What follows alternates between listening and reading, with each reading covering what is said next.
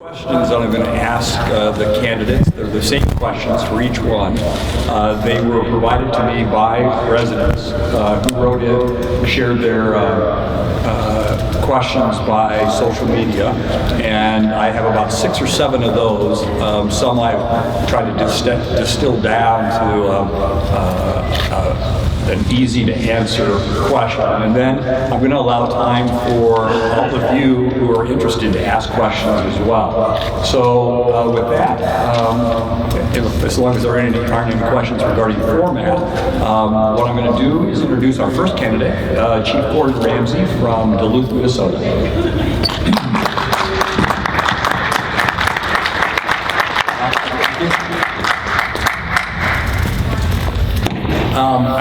As I said, I'll be asking some questions of Gordon, and then as we get towards the end of the defined questions, I'll give you a cue, and if you would then line up behind one of the microphones that we have here, I'll take you in the order that you're lined up. So with that, Gordon, if you'd like to sit, or you can stand, it's up to you. Yes. The sound's not right. Are you not hearing me okay, or is there echo? It's bouncing. There's a delay. It's okay. With yours, I'll try again. How are we doing? Is that better, the sound? Better than it was. Okay, all right. You don't want to hear it from me anyway. It's the candidates that are the most important. Anyway, I'm going to ask the questions. And Gordon, maybe the first question for you is, would you mind telling everybody a little bit about yourself and why you're interested in coming to Wichita? Sure. Thanks for the welcome and the introduction. Yes, my name is Gordon Ramsey, and it's Chief Gordon Ramsey, not Chef. But I've gotten a lot of jokes about that down here, so he must be fairly popular. But anyhow, it's nice to stand before you here tonight, and I really hope that I get an opportunity to clearly show you who I am and the kind of police chief I am. I've been the police chief in Duluth for 10 years, and you know, obviously the average tenure of a police chief in this country is about 5-6 years is kind of the average. So I am close to 1 more month. I'll be the 3rd longest serving police chief in Duluth's history, tied for 3rd. I've been a police officer since age 20. I got my first job when I was attending college in Duluth, a small town outside of the city. And I love policing, and I love police work. And I am passionate about the role that police play in society. And we are at a critical time in our cities across the country where relationship building needs to be the priority for police departments. Early on in my career, I was assigned a neighborhood beat in the most diverse and poorest area in the city of Duluth, and I loved it. I liked making relationships with people, I liked solving problems, I liked getting to know people in non-law enforcement situations, and I was really, it always surprised me how many people there are out there that don't know the police that serve their communities. And ultimately, in today's world, a lot of opinions on police are shaped by the news and movies. And for me, it is very important for police officers to get to know those they serve, and vice versa. So community policing early on was my passion, but you know, I wanted to get other experience. I worked as an investigator, I worked in public schools, you know, continued the community policing philosophy by introducing community policing to the schools, working with neighbors.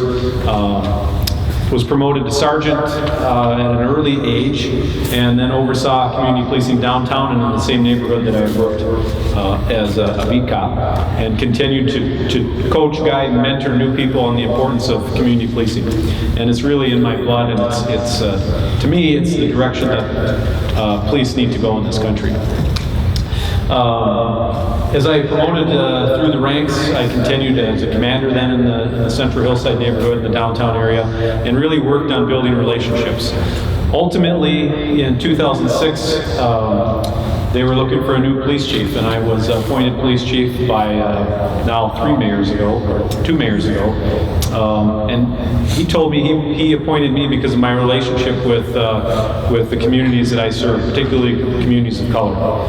Native American population in my city is large, and there has been a long historic distrust with police as well as the African American community. And that is one of the things that I enjoy the most, is not only professionally, but also personally. Developing relationships with people in our community is important. And if I am selected as the chief, you will see me out in the community, very visible and very active in community events on a regular basis. And it will also be the expectation of me, of the police officers, that they get out in the community.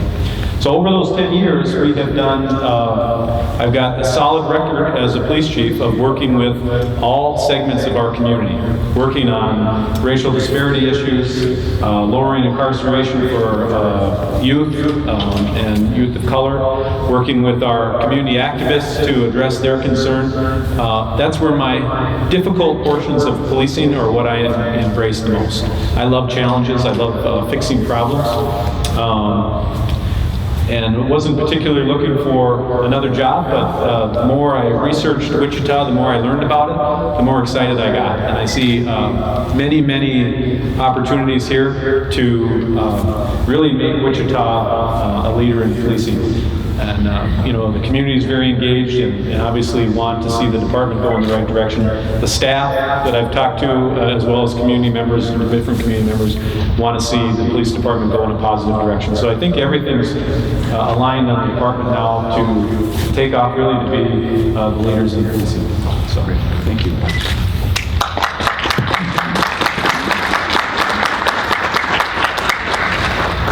Gordon, what do you see as the most significant goals for the Wichita Police Department during the next 5 years? Well, I believe that one, obviously, community relations has to be at the forefront. When you know, some of the recent history, some of the recent things that have happened, a lot of it stems from distrust. We need to move. You know, a lot of departments in recent years have moved away from the community. We need to make sure we get the police and the community working closer together. And it's a two-way street. You know, I would love to see police officers invited to community events when there's not problems, meet and greets, opportunities to interact and get to know each other. You know, and it takes two to do that. So obviously, implementing community policing is community relations. Police in this day and age have to be actively engaged in the social issues that face our communities. The poverty issues, the issues around, you know, driver's license. The amnesty program that was done here recently, I think, was phenomenal. In Duluth, we've done driver diversion work, but police have to be part of the solution as well. When you look at the national research, it shows half of African Americans feel that if they're stopped by the police, that they're not going to be treated fairly. That is something that I want to work on extensively, and I believe that that is critical to solve crime and improve our neighborhoods. So you're going to see an engaged chief with community relations. I think the technology issues at the department are behind. Intelligence-led policing. You know, we've had public crime mapping in Duluth, where citizens can look online and see what's happening in their neighborhood. They can sign up for alerts. They can report crime online. They can text in tips to us anonymously. So I think utilizing technology to make us more efficient and effective in our jobs and engaging the community in that. Along those lines, we have a robust citizens volunteer program where they help us with everything from managing our impound lot to answering phones at substations to helping us track problem properties. There is a number of options that for volunteers within the police department. We have them on patrol. We have problem areas, citizens want to be part of the solution. We give them cars to patrol in. I think involving volunteers as well as part of the community policing portion. I think communication with the citizens and internally also needs to be looked at and ensure that we are communicating effectively with citizens. When we have major incidents, there should be door-to-door by police officers explaining what's going on. I want to see, and our initiative is, we got an initiative starting January 1st where every officer is going to be going door-to-door, handing out their business cards and interviewing the citizens on what problems they see in the neighborhood. It's a positive contact, proactive contact, in an effort to build that relationship and solve issues that may exist that we don't know about.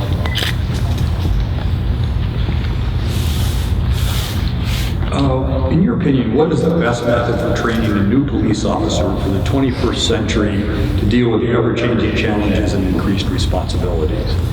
Well, I think first of all, there needs to be a concerted effort to recruit people that reflect the diversity of the community. People from the community that have grown up in neighborhoods they'll be serving, people that have faced adversity. To me, our best candidates have had some bumps in life, that have grown up maybe with a single parent that has struggled. They can relate and respond much better to people that have faced adversity in their life. So I think it's very important that we hire people with, that have faced adversity, with diverse backgrounds, with good communication skills. One of the things I want to see with the recruit officers here is that I want them to spend time in the community. They will be assigned in recruit school at neighborhood community clubs, at after-school events. That will be their assignment for a number of weeks. Boys and Girls Club. Boys and Girls Club is very important to me. I'm on their board in the city I live in now.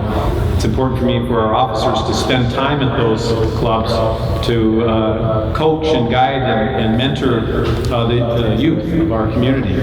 We started a police activities league where officers spend time on sporting events and doing different things with kids who oftentimes don't have the structure at home. So that it helps them occupy time as well as serve as positive role models for kids. So, I want to make sure that the people we hire have the communication skills and have a clear understanding that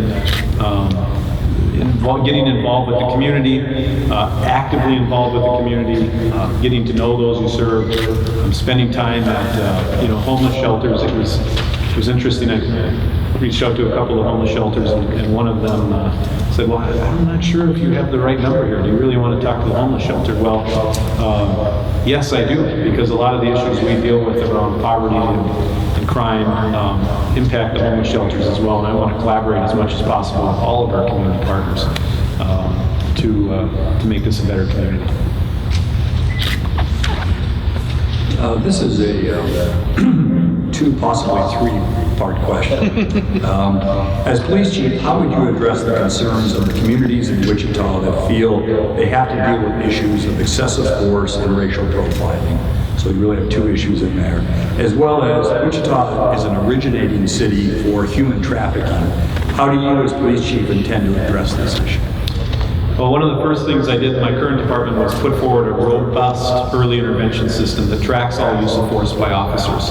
It flags them when they're above the norm. It flags them when they're above the threshold that you set. For use of force, for complaints, for sick leave, it's an intricate system that helps flag issues before they become a problem.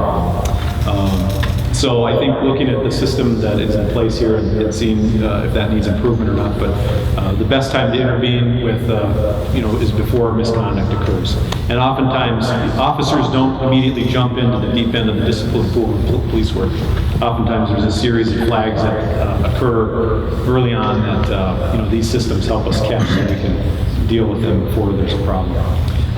Racial profiling, I have to commend the police department early on. They were one of the first cities in the state to open up the books to look at racial profiling. And some of the early work that has been done needs to continue. There is a perception among communities of color here that racial profiling is a serious issue that needs to be addressed. I hear that, and I think there needs to be more data collected on that right now. They're not collecting data on reasonable suspicion or probable cause for the stop. The more data you can collect regarding potential racial profiling, the more you can figure out what exactly is going on. So I hear the concerns about racial profiling. I also think that ensuring that staff is trained with cultural competency and also has strong relationships with the community and focusing, law enforcement is a part of what we do, but we are not solely law enforcement. We are peace officers. We're there to keep the peace, but we're also members of the community. And I think it is critical for officers to act as a member of the community. And we need to make sure that the pendulum doesn't swing too far in the way of strict, solely enforcement. Along the lines of human trafficking, in my current city, we just received a grant to fund an additional investigator for human trafficking. Recent statistics show that 60 to 70% of kids that run away will be involved in some type of trafficking. I remember working in juvenile, and runaways were looked at back in the 90s as more of a nuisance. Now we know that with those numbers, 60 to 70% of runaways will be trafficked. That is a scary fact. And I remember some of the early prostitution work that I used to do in the early, in the early 2000s and late 90s. We had human trafficking right under our nose, and we didn't know what it was. It is critical that we do not miss the opportunities to address human trafficking. So you're dealing with kids that are very vulnerable. Now we know runaways are a priority for our department, whereas in the past they weren't, because we know that if you can get them early and get them stabilized and get them some help, that we can deal with that. But you need resources to investigate it. I think we are just starting to scratch the surface of the issues with human trafficking in this country. What are your views on the Citizens Review Board? So in 2007, I began meeting with community members in my city on building a civilian review board.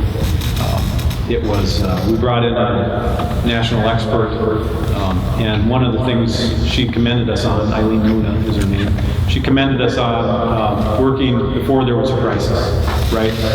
So I believe in citizen involvement in the police department, and the police department being open and transparent, being part of the community, not as an occupying force. So we worked for 7 years to build. We started in late '06. We worked for 7 years to build the Civilian Review Board. It was approved by council, and we built something that was worked for my city. That there's laws that we have to abide by, there's contracts that we have to abide by, but ultimately it was a product that our activists liked, and I liked, and it's been a good product. It was, some of the intricacies of it requires certain, requires a representation of certain communities of color, gender, you got to have so many. There's kind of assignments. You got to have so many people of color, so many women, to make sure that it is inclusive. You look at civilian oversight and policing, and there are some areas that are flashing of concern. One thing that hasn't been talked about in the Chicago incident or the Chicago issues, is that the chief there has fired many officers that was overturned by his board that oversaw discipline, his citizen board that oversaw discipline, when the chief was trying to terminate people. I do believe the chief has to have the ultimate say in discipline. But, I work for you, and if you're not happy with me in the way I'm handling things, I want to hear about it, I want to talk about it, and I want to make sure you understand the limitations that I have. And, to me, police officer discipline is very important to make sure that citizens understand why we take action, what is done, what is not done within the confines of data practice. It's clear to me and clear to many of you that officer misconduct is at the forefront of policing in America, and I want to make sure that this community is comfortable with the direction we're going as far as dealing with officer misconduct. You touched on this a little bit, but I'm going to ask you to elaborate. What are you going to do to discipline officers who receive multiple citizen complaints? Well, as I mentioned, that early intervention system helps us track those complaints. Where there's patterns of behavior, we work to train. Treating people with dignity and respect. Simple procedures that departments can put into place on traffic stops. You state your name, you state why the person was pulled over, you explain, and you are respectful and treat the person with dignity and respect, and you have a dialogue. That goes a long way with folks, especially when you remember that the majority of citizens have very little police contact. So oftentimes a traffic stop is their only police contact ever. And it's so important that the officer leave them with a good impression and know that their motives are trustworthy, and you know, ensure that you send the person away as best you can, that they understand why they were pulled over and why action, if any action was taken, why it was done. I'm approaching the last of the prepared questions, so if you have questions for Gordon, if you want to start to line up at the microphones, that would be great. The last question that I had has to do with what this person felt were a significant number of bank robberies and home car break-ins that we've experienced over the last year. What would be your plan to stop or help stop these? Well, you know, so one of the things you can see about me is you can see my track record. As I said, some the elected officials today is that one of the things you know with me is that you can see my track record. I've got a track record of success. As the old adage goes, the best predictor of the future is the past. So along the lines of crime reduction, it is critical that you have accurate and timely intelligence on crimes. When you have a burglary or an officer needs to respond and do what they can to gather any evidence at the scene. We have a program where about 30–40% of our patrol officers are trained in basic crime scene processing, so they will dust the prints. We had a, you know, I think of one out right off the top of my head, we had a burglary citizen that I heard about Thanksgiving. Patrol officer has dust prints, they you don't respond to burglars you need to talk to the neighbors, not only to inform them that there's been burglaries, but also to see if they saw anything whether cannabis needs to be done. But it is critical that you have accurate timely intelligence and deploy your resources appropriately, as well as neighbors need to be kept up to date. And through, as I mentioned, you know, we have open crime mapping and neighborhood crime mapping. It lets neighbors see what's going on. There's an option to sign up for email alerts so you know what's going on in your neighborhood if there's a crime that occurs. So it's using intelligence, deploying your resources appropriately, enlisting your residents' help to act as eyes and ears, and looking at your habitual offenders, you know, maybe who was released. I'm a believer, not always a believer in incarceration. Sometimes things can be accomplished with a GPS bracelet, and overlaying some of that GPS information on the crime maps can also be very effective. Thank you. Just a few ground rules. What I'll do is alternate microphones. I'll ask you to maybe not make as much of a speech as making sure we get to a question. And also, please, just in the interest of fairness to everybody, if your question has been generally asked by someone else, please do not repeat that question. So with that, let's go ahead and start over here. Hello, my name is Angela Ortler. I'm a local attorney. I'm a community activist, so there's no wrong. My question is, you know, I'm glad to hear a lot of what you're saying about over-policing, but there also is an equally important issue of under-policing. And something that I've seen more than one occasion is that, for example, a person is assaulted, and I speak to the detectives who are always very nice, and they say, well, I'll just have to present the case to the DA and we'll see what they do. And they call me and maybe 2 weeks later and say, although that person almost died, the DA just doesn't want to take the case. I'm an attorney and I'm perfectly aware of the role DAs play, but I'm also aware of the role detectives can play in advocating for people. In this case, each of these individuals was poor, minority, and in this particular instance, non-English speaking. So I want to know, what would you do? How would you train better, and how would you instruct our DA to make sure that when people are almost murdered, their cases are taken seriously? It doesn't matter if they're in hiding in mental health or if they're living over sunflowers at 17 Ash. So some of the things that we've done to ensure a victim-centered approach within our department is we have domestic abuse advocates that work alongside of our investigators, and our advocates are nonprofits that focus on victim-centered approach. They read our reports, they hold us accountable to ensure that we are doing everything we can to ensure the victim is safe and that if there are charges possible, that those charges are issued. We recently had a sexual assault advocate from our advocacy group where they come in immediately and read the reports and again ensure that we are doing everything we can. You know, when there's specific issues about a serious crime or someone's been hurt, I guess if you feel you're not getting the satisfaction of talking with the investigators, I think it's something we need to examine. You know, it happens, right?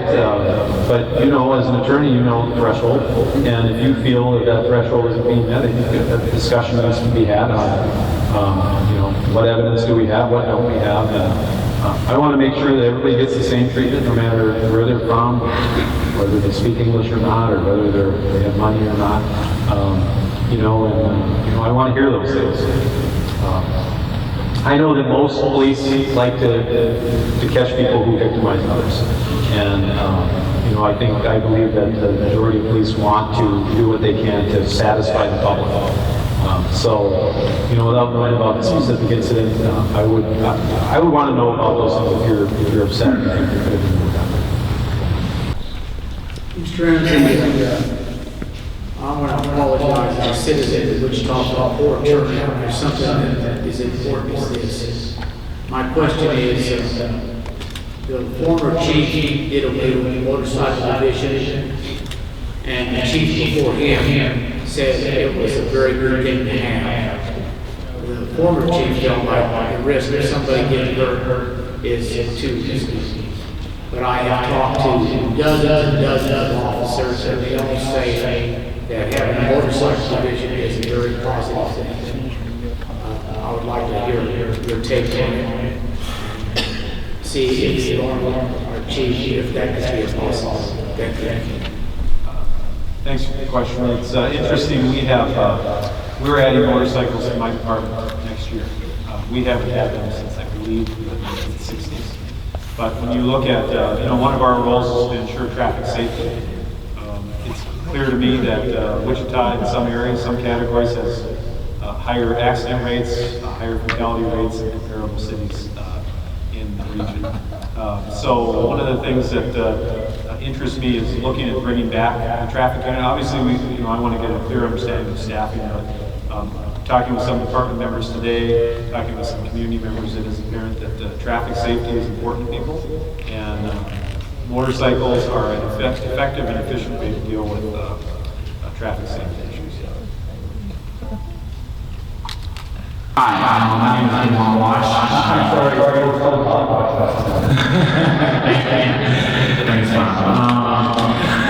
too am a co-director of Self-Power Community Action, and I am a community activist.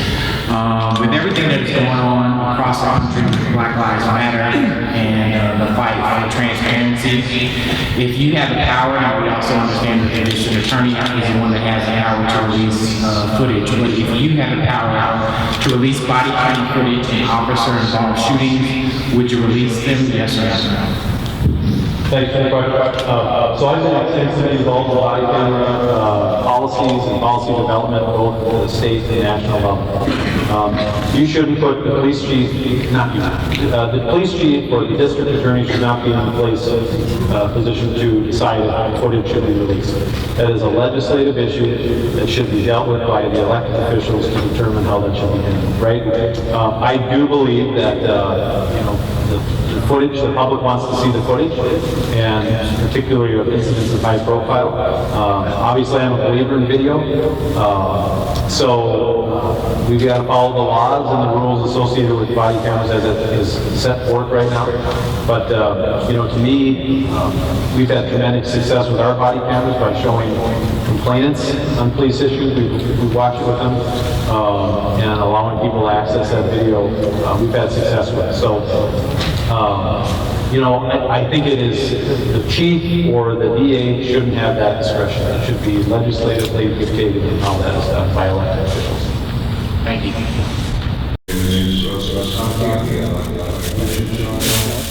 We have problems with police, we sound having trigger happy police, people getting shot in the back, people getting tased, things like this. The FOP is something that keeps these bad cops on the job, and the city has been very weak-willed in dealing with them. And as a result, bad things just keep on happening.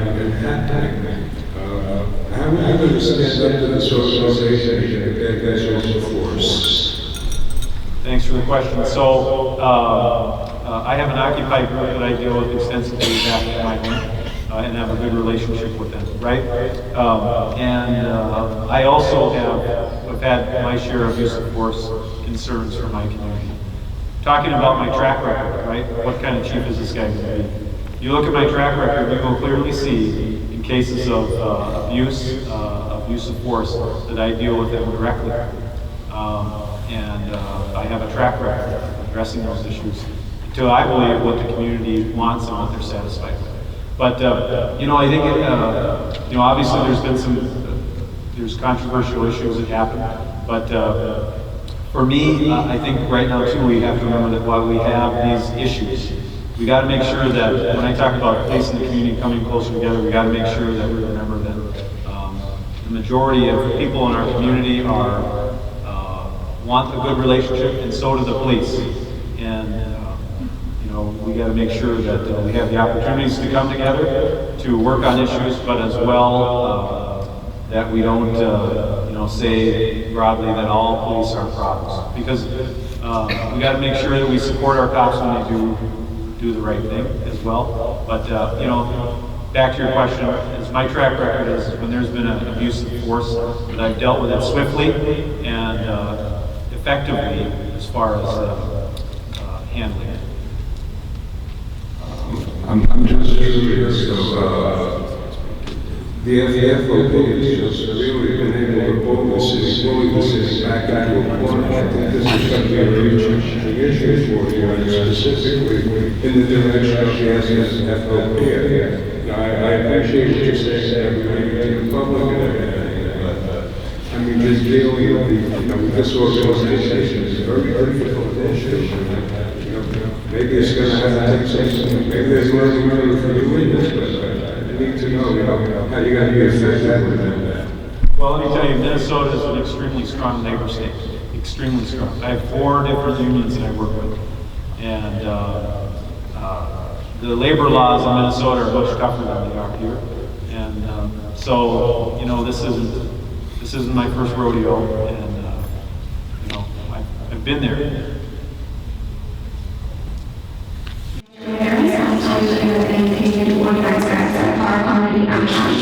And the subject has been brought up a bunch of times about over-policing and under-policing. And part of my job, just last week, I knocked on 8 doors in a neighborhood that is predominantly Latino. And one thing that dozens and dozens of people have said to me is that they do not trust the police. Either they're white police, they don't come, or they're over-policing. But the police does not ever interact and just don't have a authority to ask them, what issues they have. So I want to know what you are selected as the police chief are going to ensure that, these neighborhoods can feel comfortable with their officers wherever they are in the neighborhood. Well, we have a new goal, and that is having people feel comfortable with their police. So with your connections, I would reach out to you and ask for your help in helping us build bridges and build that trust and respect.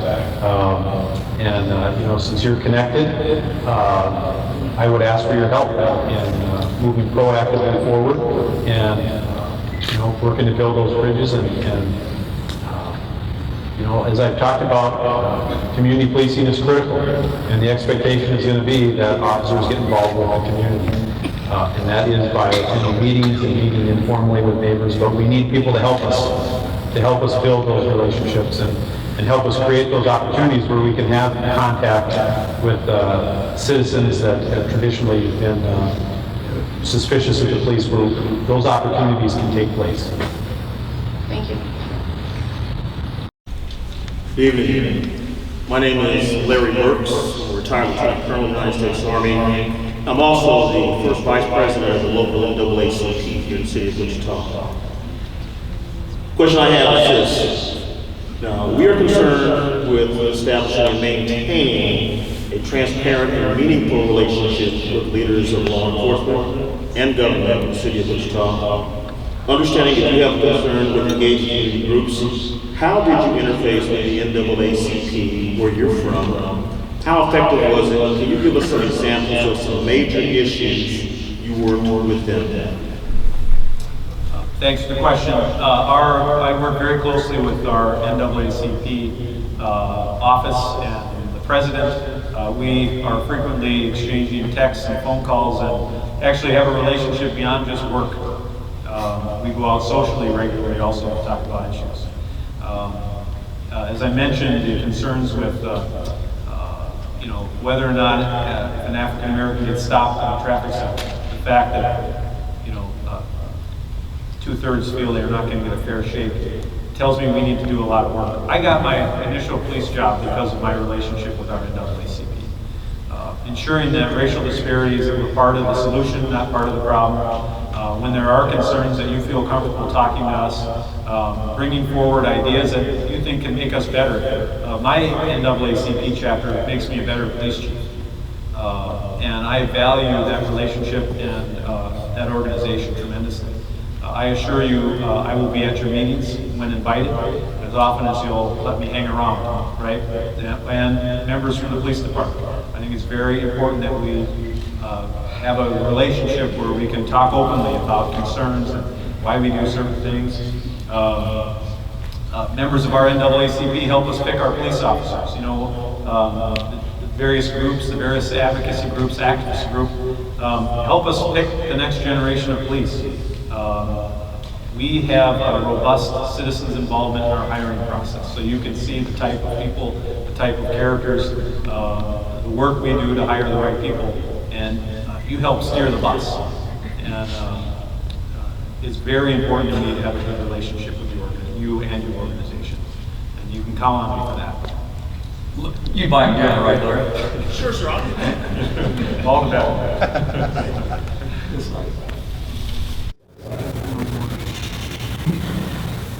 My name is David Fields, and I'm just a citizen of the local community. I'm a motorcycle person, actually, and you did mention community involvement, citizen involvement, and that a lot of times the police were interpreted by their self on television. Okay, and this is a perfect time of year for my question today, is that with the questions, do you feel other groups are also mistaken and profiled by their appearance on television coming from a motorcycling standpoint? Because as a fact, we pay the city of Wichita and the police force of the city of Wichita more money than we give to the charities during the recent, this year, Wichita Toy Run. And how do you feel about toy runs in general? Toy runs for charity? Yes. Toys for Tots, Salvation Army, that's what our toy run for the city of Wichita basically helps. Great cause. I think groups like yours that help the less fortunate are critical for any city, and bring value to the city and help those in need. And one thing along the lines of police and TV, one of the things that happens in police work is there is really no other profession though when one officer screws up or makes a mistake that where the majority of the officers get painted with that brush. And that's one thing we need to realize, is that good police work happens in this town every minute of every day, and unfortunately that's not what gets the attention. And we need to highlight the good stuff as well as the bad, otherwise things really get skewed. Now don't get me wrong, there's work to be done, right? But there's a lot of good things that happen here as well, and we got to make sure that the staff doesn't get demoralized, and that we invite them to have opportunities to interact with the community on positive levels as well.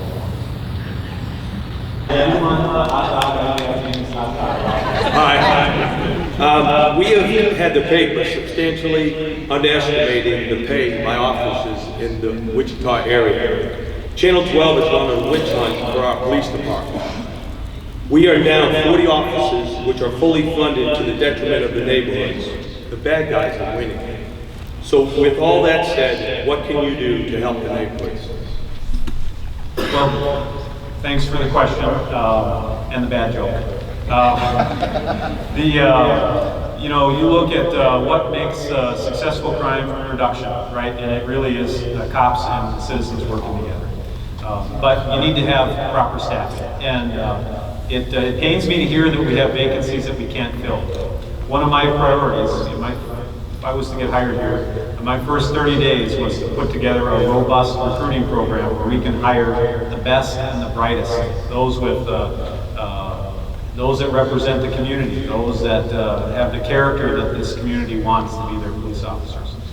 But there needs to be a concerted effort to really fill those positions. I think there's issues out there associated with the Brady Giglio issue that may be keeping some candidates away. I think the issues around the initial entry point for getting police officers in the door needs to be revamped. I believe that you need to potentially look at the entry-level pay for recruits, $20 an hour going into the academy.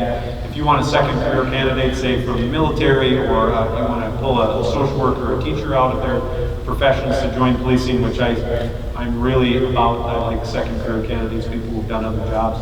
They're not going to do it for a big cut in pay. So we need to look at some of the pay disparities at the entry level. For one, we need to really focus on recruiting. We need community members' help to help us get the best and the brightest to serve the city. Hello, Brandon Johnson. City manager said I had 7 questions. The city of Wichita has what is called a gang file. These are citizens identified as gang members by very new standards. And on this, once you're on the list, you can't get off. You only get moved to inactive status, which can be detrimental later in life. So, are you willing to work with the community to remove those inactive and productive citizens off of that list? And are you also willing to work with local businesses and learning institutions to provide opportunities to some of the other folks on the list so that they can also become productive citizens later? Thanks for the question. That is a golden opportunity for the police to make a difference in the community, right? So at some opportunities, or at some points in life, people realize they made bad decisions and want to change things around for the better. Whether they've, I know many community members that have been convicted of felonies that that stigma sticks with them for the rest of their life.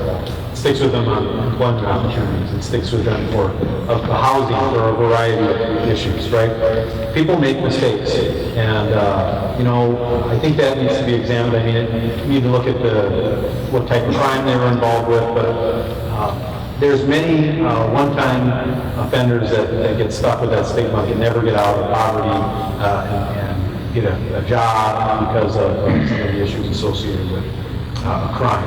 Now, a gang file in my state, it's limited. You have set by statute on how long those files can be maintained. And if they are maintained, there needs to be a reason. I think it's 5 to 7 years that they have to be deleted if there hasn't been any more additional intelligence, right? So I think that's an area that is ripe for collaboration between concerned community members and the police department to make sure that we have best practices where when we have someone that made some bad decisions and they want to turn their life around. I have many young people that have made bad decisions and gotten in the gang, and in many neighborhoods for survival you have to. But that want to get out of that lifestyle, and that stigma sticks with them. So you can count on me and my leadership to work with you on developing a process to make sure that we are within laws and practices, and to ensure that if someone wants to get out of that lifestyle, your police department is going to be there to help as well, if they make that commitment. Thank you. You'll hear from me if you get hired. I would like to ask you, will you help the victims when they file police report? Are you going to go into those police chiefs? You got to ignore the victims And are you going to train all your officers to listen to the victim and get trained on mental health people? Thank you for that question. Mental health in my community, mental illness-related police calls have risen 50% since 2007. I think that's some of it is due in part to lack of resources, lack of funding for those that are in crisis. And you know, across this country, mental illness is becoming an issue that we need to put some resources to work. We need to make sure that we give our officers the training and tools to effectively deal with mental health crisis. We have been working on training our staff on 40-hour crisis intervention training that teaches them the dynamics of mental illness and how best to de-escalate when you get those calls involving the mentally ill. One of my nightmares is having someone that is vulnerable injured by the police. So, you know, we need to make sure that our officers have the training and the understanding of the dynamics of mental illness, and that they take the time on calls involving those in crisis, that they de-escalate the situation, take the time to talk. It's clear the public wants the police to talk more and use less force.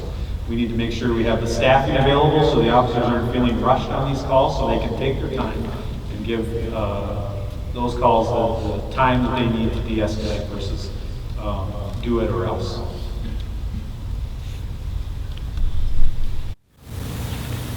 Hello, my name is Doug Ballard. I'm also in South Wichita, and I can't remember exactly what agency this was under. I believe it's under Homeland Security.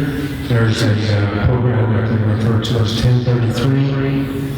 And are you familiar with that? Can you tell me how you feel about that and how you think it relates to this community or even your community?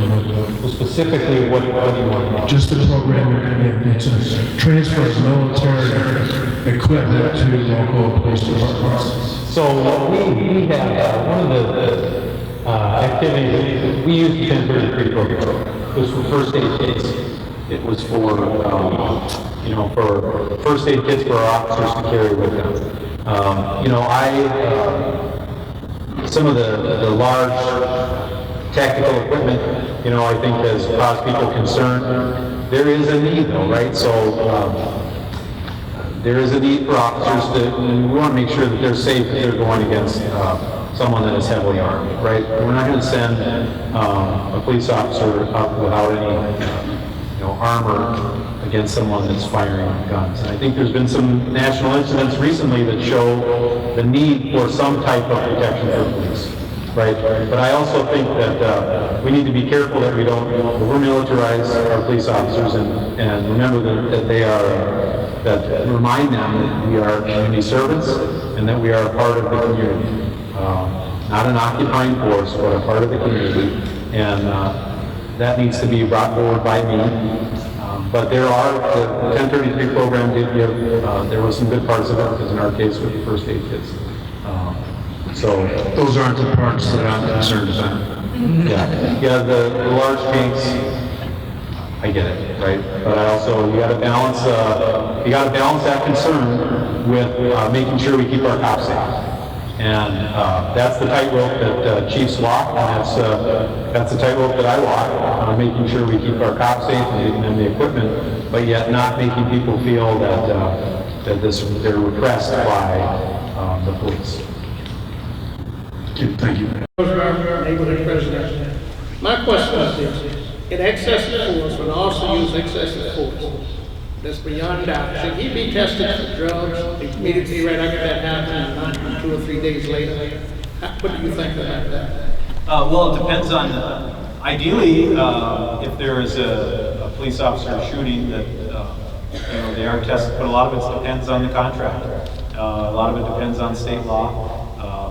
In Minnesota, that option for me is dictated by state law. Our office, we always ask our officers if they will voluntarily take a drug test after officer involved.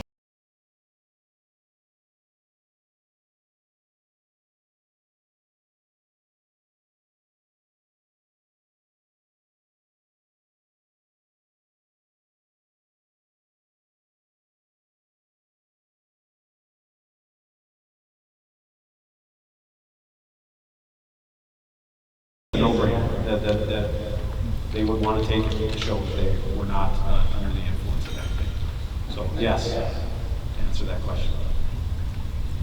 To you before tonight's meeting, and I was extremely impressed with the program that you instituted in Duluth. I believe it's called the co-responder model. Can you tell everyone here what the co-responder model is, and if you plan on bringing that here to Wichita, and if you see any problems in doing so, if that's the case? Thanks for the question. So oftentimes our police officers are really the social workers on the street. You know, you look at the code books and the requirements of a police officer. I mean, there's a lot of responsibility on the officers in this world today. The increase in mental illness related calls is driving, you know, a lot of concerns on use of force. You know, are we treating the vulnerable correctly? And should police be responding on a lot of these calls? We had an officer-involved shooting a year or two ago that involved a person in crisis, and they were suicidal. And we ended up shooting that individual. One of the things I always do on major use of force incidents is I look at them thoroughly. Is there anything else we can do differently to have prevented that?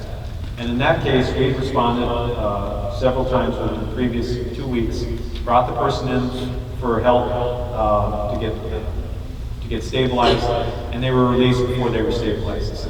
So the system failed. The teeth of the social service agencies did not catch. They don't work as quickly as they should have. So we have a suddenly acute suicidal individual suffering from mental health crisis that is not getting the help from the system that is put in place to help them. So who kept getting called back was the police.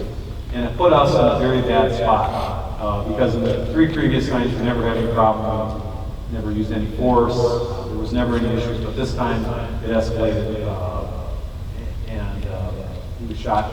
He lived. But that incident bothered me so much that we have this whole system in place to help people that are in crisis, the social service agencies, and the teeth never caught. So I started trying to find money for a social worker to be embedded with our police department to help us review our suicide calls, our check welfares, our mental health related calls to grab hold and get the person hooked up with resources so that police aren't called back and potentially have a use of force incident. There is an over-reliance in this country on police for mental illness issues, and it needs to be addressed. We put our police in a bad position, and we are not being fair to those that are in crisis and that are vulnerable.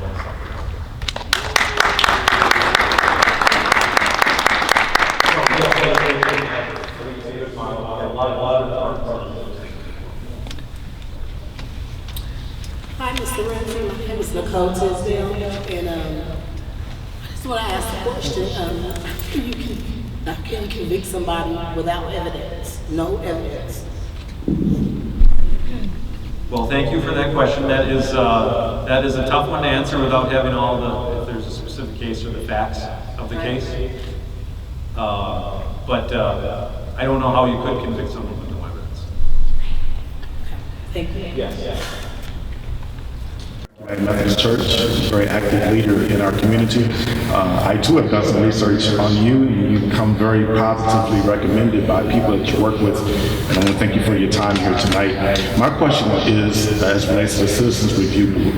So basically, if you were hired here in Wichita, you would basically have an opportunity to start fresh, to create something new. So what would a Citizens Review Board look like in terms of A, selection, but B, in terms of dealing with officer-involved shootings and chronic bad actors? Like, what role would it have, and what type of power and authority would you advocate for a Citizens Review Board in our city? Sure. So, thanks for the question. So, I've worked extensively with Citizens Review Boards. I don't know if I'd be classified as an expert, but I have a tremendous respect and interest in ensuring that there is citizen involvement in the police department, right? But I also believe that, I established one back in Duluth that I believe meets the needs of the citizens in working to address their concerns, and meets the needs in line with state law and contracts and whatnot, because there's a lot of, it can be kind of complicated when you consider some of the issues surrounding them. But we built a board after many years of meeting that I think meets those needs. They, on policy issues, they are engaged and active when we have policy changes. I want them engaged. I think all community members should know exactly where their what police policies exist on a lot of the critical issues that we face today. So I value their input in policy development. When we have complaints, we review the complaints. They are kept up to date on how many we have, what type of complaint, when they are completed. We are very judicious on ensuring that complaints are done in a timely and efficient manner.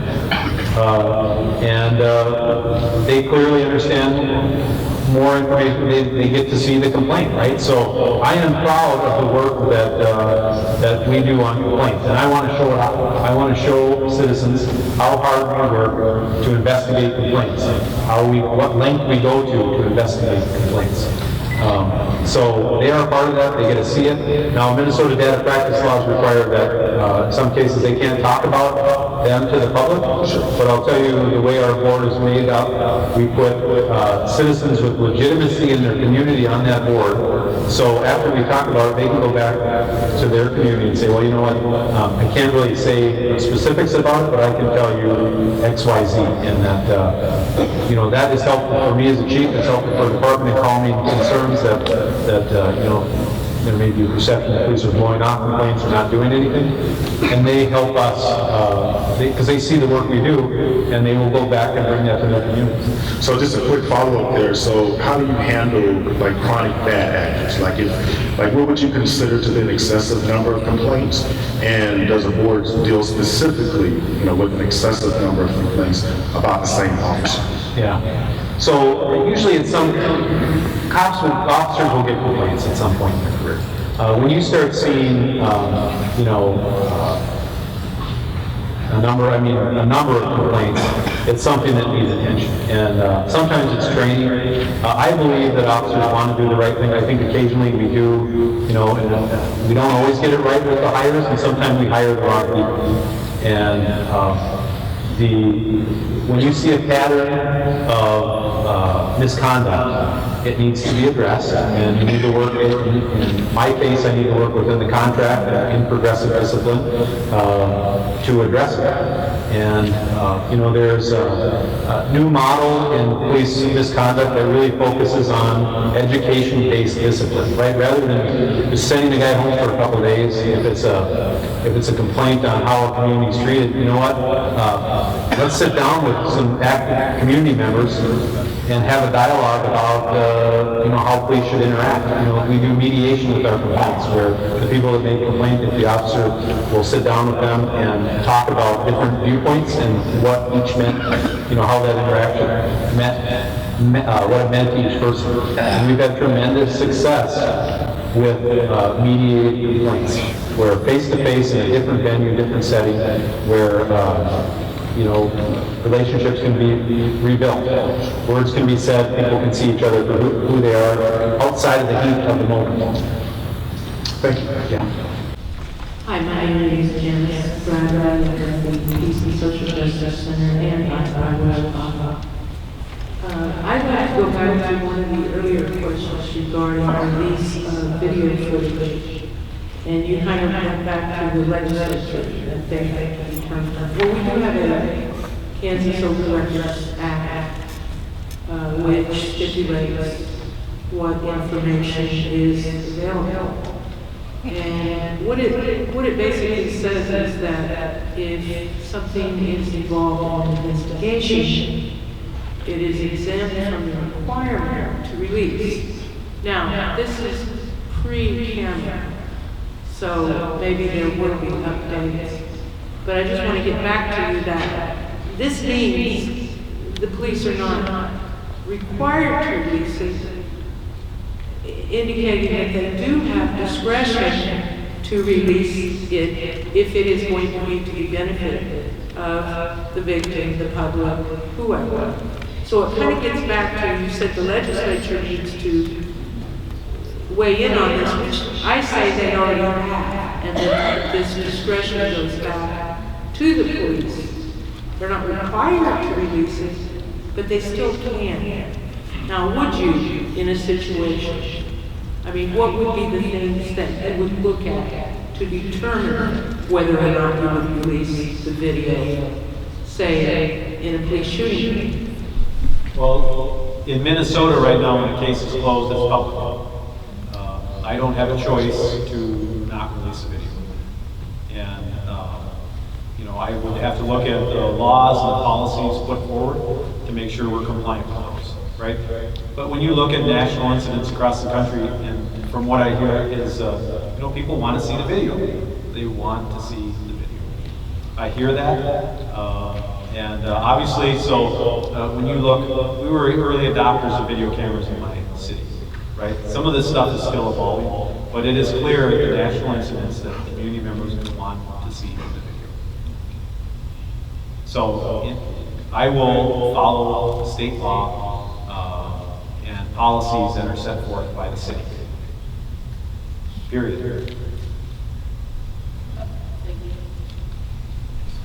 Can you hear me? Yes. If you become chief, there's a lot of baggage that you're going to be taking on. There was an incident with me January the 12th of 1998, where officer got out of his vehicle, got on my nose. I immediately put my hands up, and he threatened me and said, "I dare you, make me, give me a reason," with his hand on his gun. He never moved his nose. And at the end of it, he wrote a fake ticket that I actually went down to City Hall to the city manager and proved that the ticket was fake. But at the end of that ticket, with my hands in my ear, he said, "Say you're not the human race." Another officer patted him on the back to calm him down. There was no calming him down. I said, "I am not the human race." So I did some research after that, after I was traumatized and thought I was about to die, because when you say "I dare you," "make me," "give me a reason," those are threatening words. I didn't say anything. I didn't violate any laws. He had no probable cause to stop me. In fact, he knew me prior because I had put in a complaint with Internal Affairs prior to that. He knew my vehicle and he stopped me at 13th and Grove. My hands stayed in the air the entire time. Now, I did some research. When he said I wasn't a human race, it goes back to a really dark place of racism and the civil rights movement, in which they did not believe African Americans were even human. Now, there's a secret organization within a police department in which a lot of Caucasian officers have joined this organization. A lot of people don't know it exists because they're getting tired of the crime and having to be in the black communities. My suggestion is maybe rotate officers. Not have them be so much in the black community, because if he don't think I'm human and I didn't do anything, then why is he out on the streets? They did take him off the streets and put him on 21st, behind the desk for a while, but it didn't satisfy me. Get it? So I went last year to St. Louis, Missouri to a 30-year law enforcement. Even though polygraph on and missed one of court of law, my 30-year police officer, I passed every question. And so, in fact, I passed 5 related to police incidents. Now, the whole entire time, I've been blackballed by the black community. I've never been able to approach the NAACP. I've even had city council people tell me that I can come to their office, and then once I come, they call homicide and tell me, "Don't ever come back," or "Don't call." Because why? They ain't never took the time to sit down with me and read what I have. I have no bitterness in my heart toward law enforcement. I don't want them out there killed, just like I wouldn't an African American. I have compassion. And in my heart, telling this story today is the first time I've done it. I'm not trying to be on the news. I don't need to say my name or nothing. I've been holding that story in with my polygraph 2 years ago, all this time. Now, you're gonna take on baggage. And then once you take it on, they transfer that. Well, she's such and such. It's called gossip, instead of reading the facts. So in closing this, I'm going to say, I do forgive the officer that did it. I'm not going to say his name out of respect for my safety.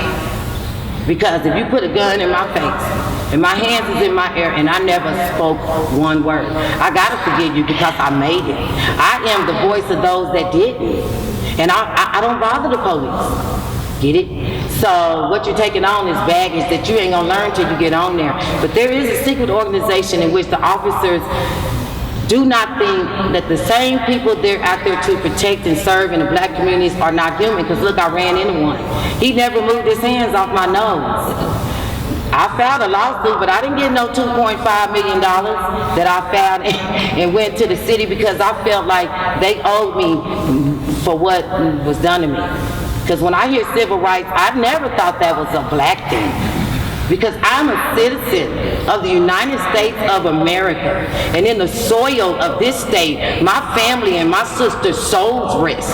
And I will stand up against injustice. If it costs me friends, if it costs me my life, and if it costs me even being arrested.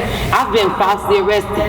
I come down a whole list, and I've been ridiculed for years, and none of it I've done. And I stand here today with a t-shirt on of my nephew that is fighting and held in solitary confinement for 18 months. I have legal documents that there ain't no DNA in the evidence in which he's accused of. So, that's a lot. I didn't come here, because you can't answer all that. If you could answer the human thing, you wouldn't be able to answer that, because it didn't happen to you. But I wish I could speak to that officer that done that, and I would have to tell him, I forgive you. You traumatized me, but I gotta forgive you. But do I want change? Yes. Am I gonna ever get the city council and all the people from the past? No, because they all mistreated me, but I kept going. I kept standing up against injustice. Get it? When that gun didn't go off, when my hands was in there and his nose was 6'4", 204 pounds. I didn't get no taller. In fact, I've shrunk. So I was not a threat to him at 13th and Grove. I hear you. So go ahead. That was a lot on you though, but go ahead. You know what, I hear you, and I think I'll just say thank you. Thanks for speaking up. All right, thank you, Kathy. Hi, my name is Kelly, and now I'm going to follow that. I'm a criminal justice major and psychology major at WSU, and I've had the privilege to read a couple high-profile cases in Wichita that I would consider that are quite important. We have a baby that's been missing since July that's 4 months old. They don't walk away. We can't find a baby. We've got people that have been wrongly accused, charges trumped. I've read all this. And basically my question to you is, what do you plan to do to hire people that are honest, morally, and ethically in the future? Because I would not work for the police force. Well, hiring is critical. I mean, you bring someone in the door and they're going to be around for 30, 40 years. I hire for character, do thorough backgrounds, very thorough backgrounds, very thorough psychological screen. You know, there are ways to weed out employees that could potentially be problematic, and those policies and practices exist. And I studied a little bit of the intake process and how things are done here. I think in any organization there is always room for improvement, and I think we need to examine those and make sure we are getting those best, the brightest, with strong character and ethics as a foundation of who they are. Well, I graduated a year and a half, so we'll see. Okay. I actually have a couple I will try to make them quick, if you don't mind.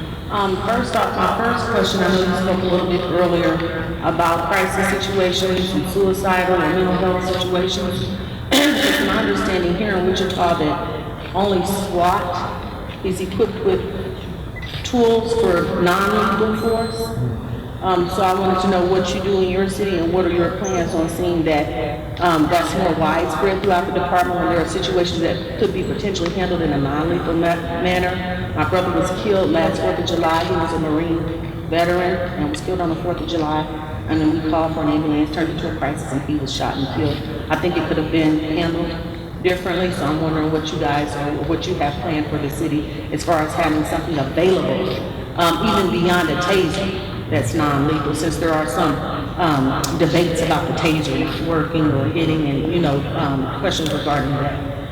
So I'll let you answer that and then I'll answer that. Sorry to hear about your brother. Thank you. I do want to say that in fact, in this day and age where we do not have technology that is reliable, that can incapacitate someone, other than shooting a firearm, is really a tragedy.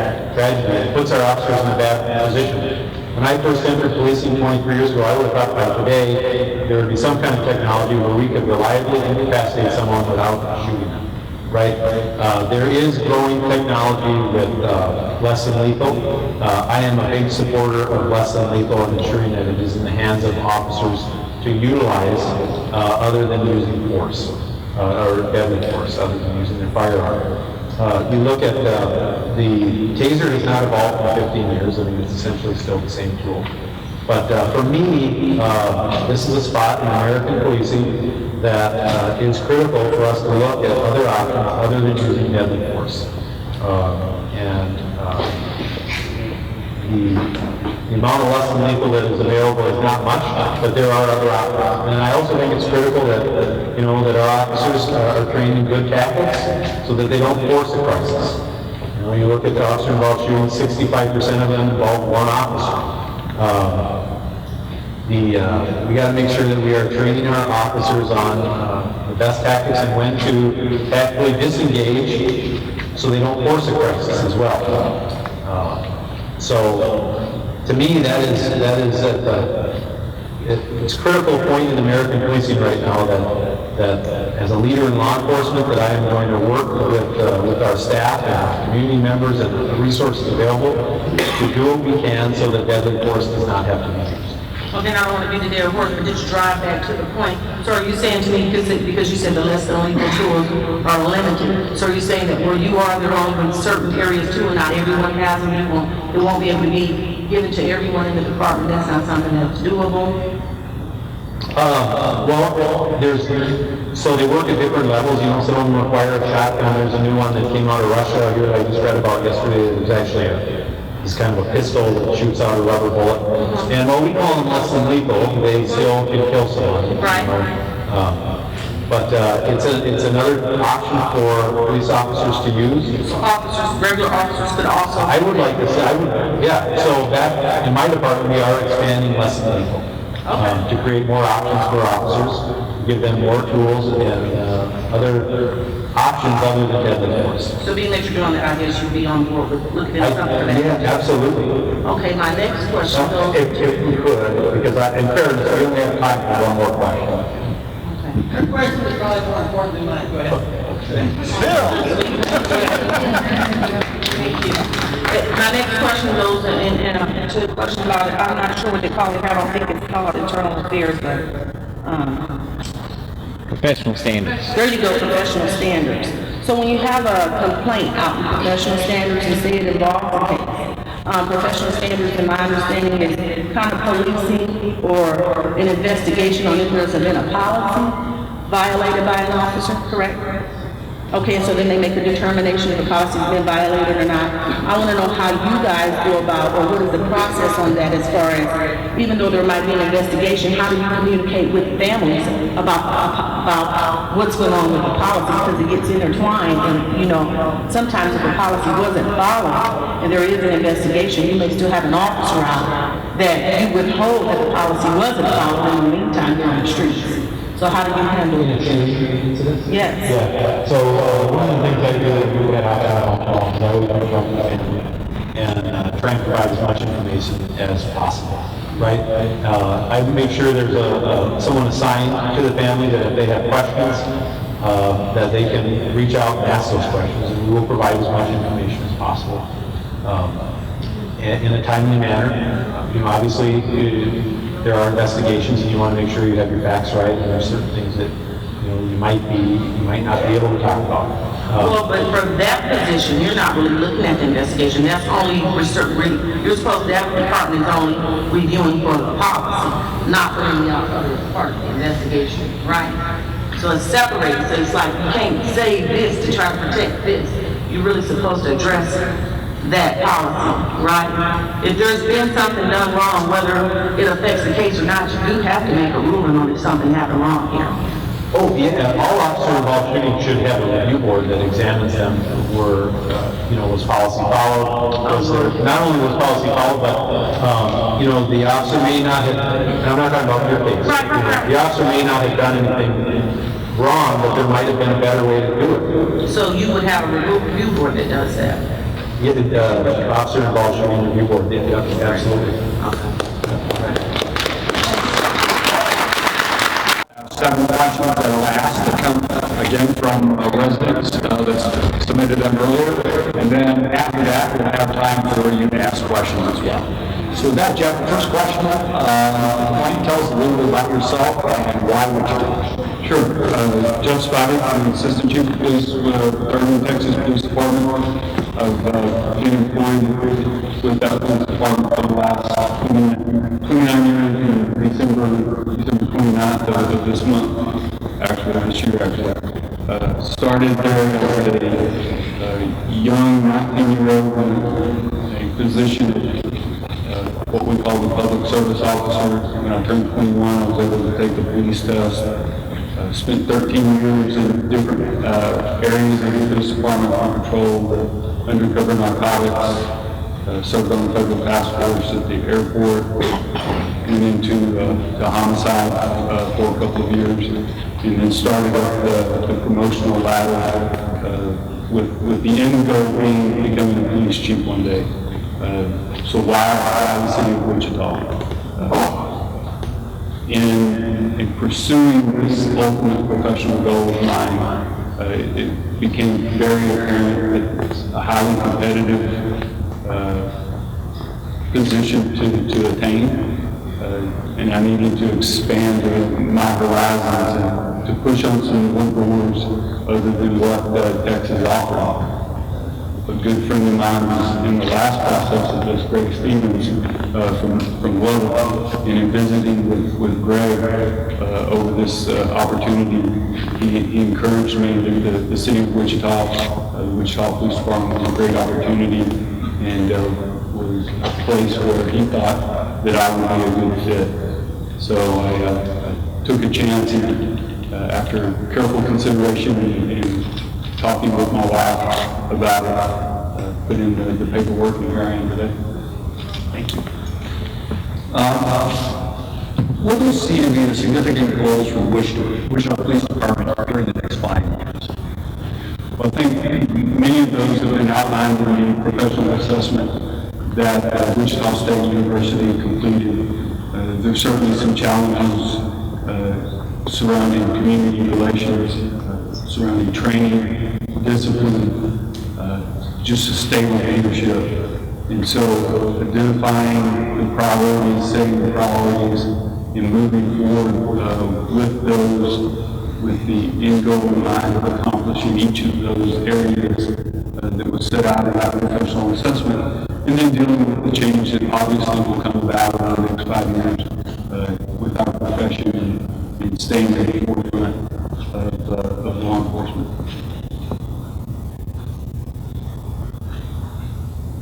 And let's pick up on that in terms of some of the issues that we're facing today. What is the best method for training a new police officer for the 21st century to deal with the ever-changing challenges and increased responsibilities? First of all, you have to have a very good selection process. If you're not recruiting the right applicants with the right skill set, no amount of training is ever going to get them to a point where they can be as successful as you need them to be. The second part of that is professional trainers, people who understand the vision and the mission of the police department, who understand what it takes to be a police officer in the 21st century, and the expectation that they're going to train in that regard. And it isn't just training at the academy level. Training has to be a multifaceted approach where the training that occurs in the classroom is supported by the training that occurs once they hit the street and go through the FTO program, the Field Training Officer program. Those two phases of the training have to be aligned, or the recruit becomes very confused about will I perform in a way that I was taught in the classroom, or will I perform in a way that my training officer is telling me out here in the field to train. And so there needs to be alignment there. And then lastly, there has to be facilities available that allow for that kind of training. Atmosphere where an officer can go and learn and be comfortable and have the equipment and room necessary to train and perform and develop those skills and techniques that all police officers are required to have. The next question has three parts to it. As police chief, how would you address the concerns of the communities in Wichita that feel they have to deal with issues of excessive use of force, that's the first issue, and racial profiling, that's the second. And then Wichita is an originating city for human trafficking. How do you as police chief intend to address this issue? So, use of force issues, first and foremost, in my mind, are leadership issues. And so, what have we trained our employees, what have we trained our police officers, how have we trained them, what tools, what skill set have we given them to go out into the public and do the job we've asked them to do. If use of force issues don't improve that training aspect, then we're setting our employees up for failure. And it's not just the techniques, it's not just the tools, but it involves giving them the ability to talk through a situation. De-escalation is something you hear a lot of today. De-escalation training has to be a part of the use of force issues. Developing trust as I have no trust from the community other than trust that they have in that process that I was going to get hired. And so I have to establish those relationships with the community leaders, and develop that trust relationship through an understanding of the history of where they have gotten to and how they have gotten there. And as we go through that learning process, getting to know each other, address their concerns, address their needs, and help them understand, from my perspective, what my end goal will be, and in getting them to that, and addressing those concerns and addressing those needs, and keeping them informed along the way.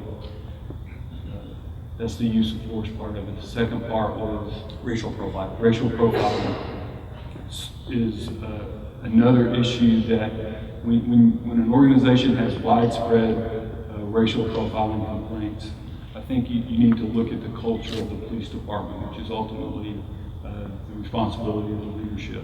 So what has the culture in the police department done to create that environment where our employees are being accused of racially profiling the citizens? Is it the expectations we placed upon them through numbers of citations or arrests? Is it the evaluation process that we've gone through, and how we rate them for transfers or promotions? Have we created an environment where they feel like it's necessary or acceptable to go out and stop people on the street, whether it's through traffic or pedestrian stops, based solely on their race? Racial profiling is a very difficult concept to prove because you have to know what's going on in that officer's mind at the time that the stop is made. And so in addressing those kinds of complaints, you have to train your employees from the perspective of that other person. And I think by having community meetings, having community members from different races, different segments of the population come in and meet with officers to discuss those types of issues, so that an officer understands the perspective of an African American or Hispanic or Asian person, and how they feel when that stop happens.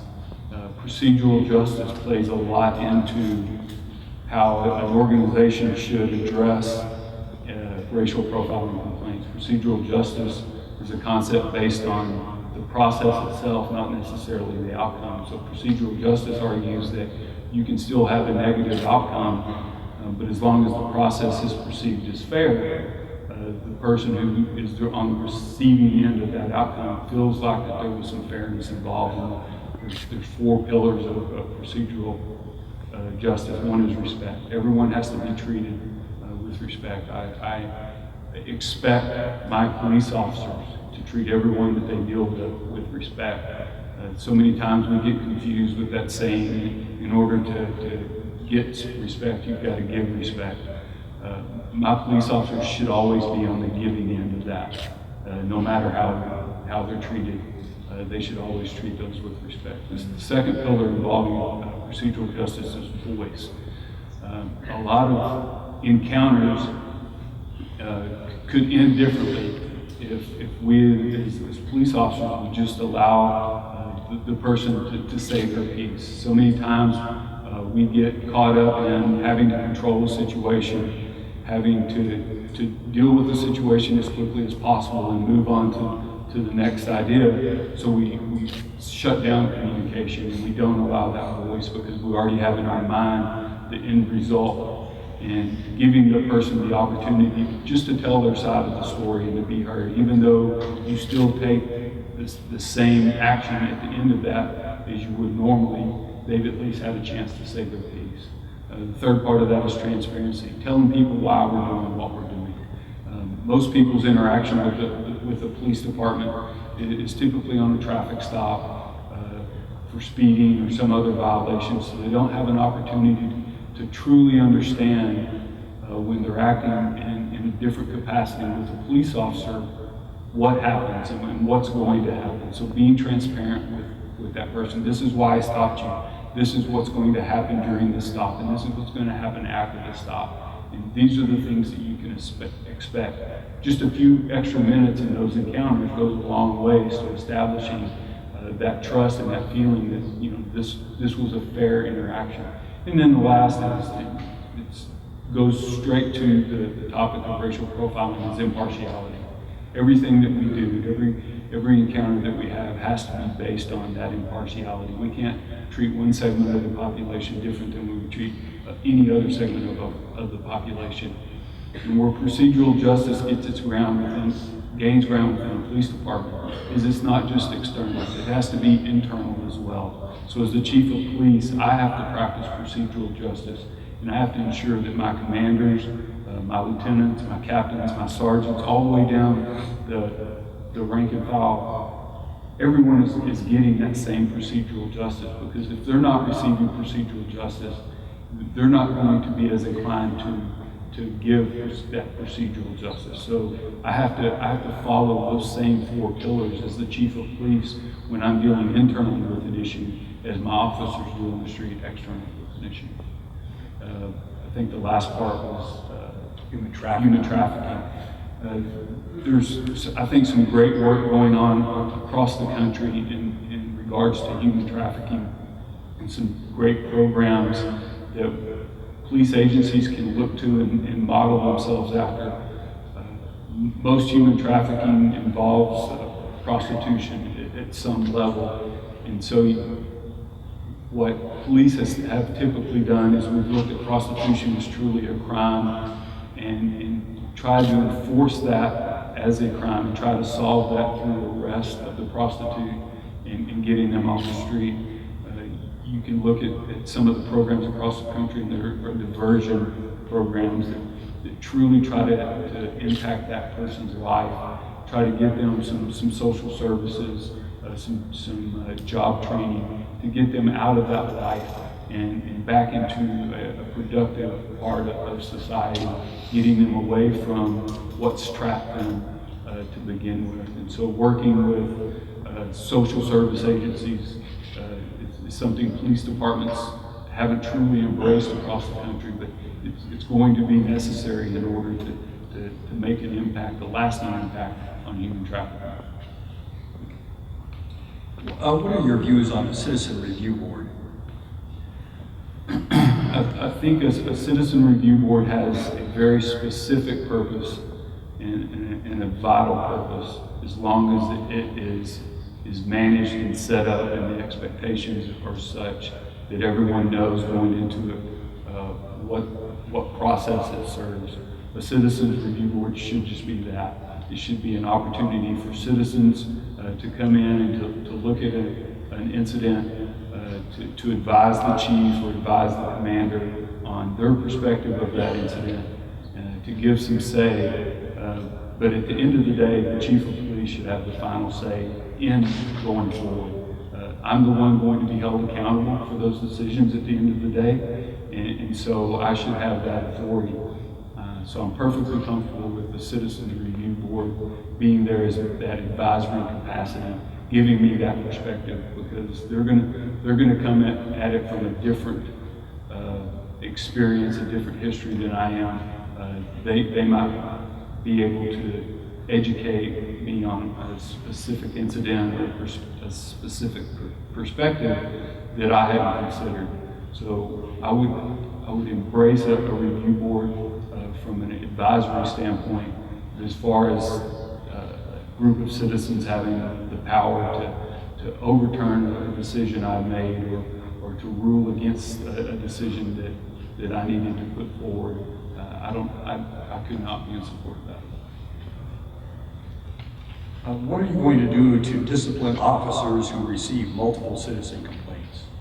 What am I going to do if I discipline officers? No, what are you going to do to discipline officers who receive multiple citizen complaints? Well, I think with discipline, you start with the lowest form, the lowest level of discipline when an officer begins to get those complaints. And so you try to address it from complaint number one, through coaching and mentoring, through training. You try to figure out what's going on with that officer. Why are they getting the kinds of complaints that they're getting? My experience is most of the complaints are rudeness complaints. So how's the officer dealing with people in those one-on-one interactions, and what can I do to help that officer understand that either that tone of voice or that demeanor, whatever it is that's causing that, is counterproductive, and we can get past that. If that officer doesn't accept that training or can't adapt to that training, then a disciplinary process should start, and it starts with counseling, it starts with letters of reprimand, and if they're still not getting it, ultimately they're going to face some form of suspension or termination, depending on the severity of the action of the conduct and how long it's gone on without being corrected. And this is the last of the prepared questions, so those of you who have questions, if you'd like to ask from the floor, you can start to line up. We're having a lot of, the person who submitted this question believes that we are having a significant number of bank robberies and home and car break-ins over the past year. What would be your plan to help stop these?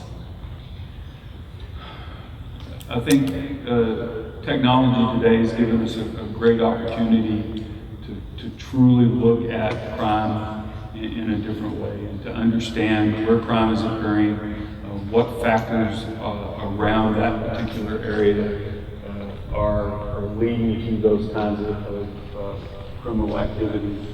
So I'll use technology to maybe set up and point us in the right direction, allow us to devote resources to those areas. I think from a bank robbery standpoint, that car burglaries, home burglaries, larcenies, there are certain things that citizens can do to lessen the chance that they'll become a victim. And I think it's part of the police department's responsibility to give them that advice, to educate them on those techniques, and to help them not be victims. We'll start over. Very brave. Our former chief did away with the motorcycle division. The chief before him said it was a good thing, and I have talked to dozens and dozens of officers, and they all said it's a good thing to have the motorcycle division back. I was wondering, what is your take on having that? Thank you. I think motorcycles certainly allow a police department to target traffic complaints and traffic issues in a way that a police car or squad car doesn't afford.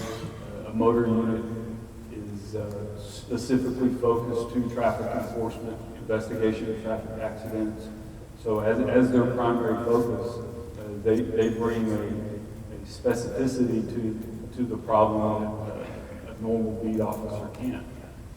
But having no history behind why the unit was disbanded, I would want to sit down and do a cost-benefit analysis on it. Does it make sense from a budgetary standpoint for the city of Wichita to go out and buy any number of motorcycles, take people out of assignments and reassign them? Do we get a benefit as an organization from that through fines that are generated through a decrease in accidents or through freeing up patrol officers' time because they're now no longer having to address those issues we have a section. So I'd want to look at it from a holistic approach and see what ultimate benefit I get out of it. I'm certainly not opposed to it. Hi, I'm Community Action. If you're hired, you'll get to know me.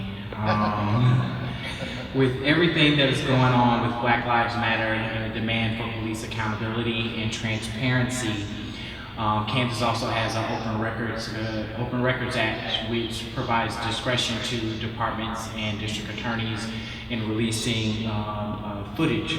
If you have the power to release body camera footage in an officer-involved shooting, would you release that footage, yes or no?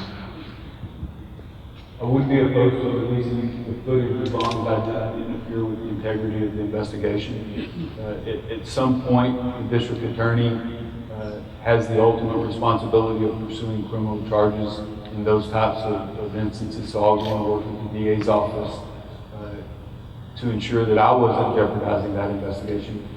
The DA doesn't release evidence on any type of criminal case until it's prosecuted, whether it's a police-involved situation or for someone else, for fear of tainting any jury pool or swaying public opinion long before a person has the opportunity to go to trial. But if the ability, without jeopardizing a criminal investigation, exists, that a video can come out, I think that adds to that transparency that the public is demanding, and one of the reasons police departments are pursuing body cameras to begin with. Good evening, sir. My name is Larry Burks. I'm a retired Lieutenant Colonel in the United States Army, and I'm also the first Vice President for the local branch of the NAACP here in the city of Wichita. And as that Vice President and as a representative of that organization, we're concerned about establishing and maintaining transparency and meaningful relationships with leaders of law enforcement and government in Wichita. And when I talk about that, we have relationships with organizations like Sunflower, for example, and also with the Fraternal Order of Police. And those kinds of relationships go a long way in developing trust and accountability. Understanding that you have a concern with engaging community groups, how did you interface with the NAACP in Irving, Texas? How effective was that? And can you give us some examples of some of the major issues you worked through with them? Absolutely. First of all, thank you for your service in the military. But to truly address the issues that you bring about, I have to speak somewhat from a second seat. Not being the chief of police in my city, I've watched and been on the periphery of those interactions. So my experience comes from that second level of interaction that I've witnessed my chief of police and how he works with our local NAACP chapter. He has the president's phone number and his cell phone, as do I. But anytime there's a controversial event that comes up, the chief is on the phone with Mr. Grimes immediately and explaining to him as much as possible what those circumstances are, what's going to be done, how the investigation or how the incident will play out, and remains in contact with him throughout that process. Now that just doesn't happen overnight. That relationship is taking years to foster through monthly meetings, through one-on-one sessions, through just getting to know each other. They've been able to establish a relationship of trust and respect. And the local NAACP chapter is very supportive of the urban police department.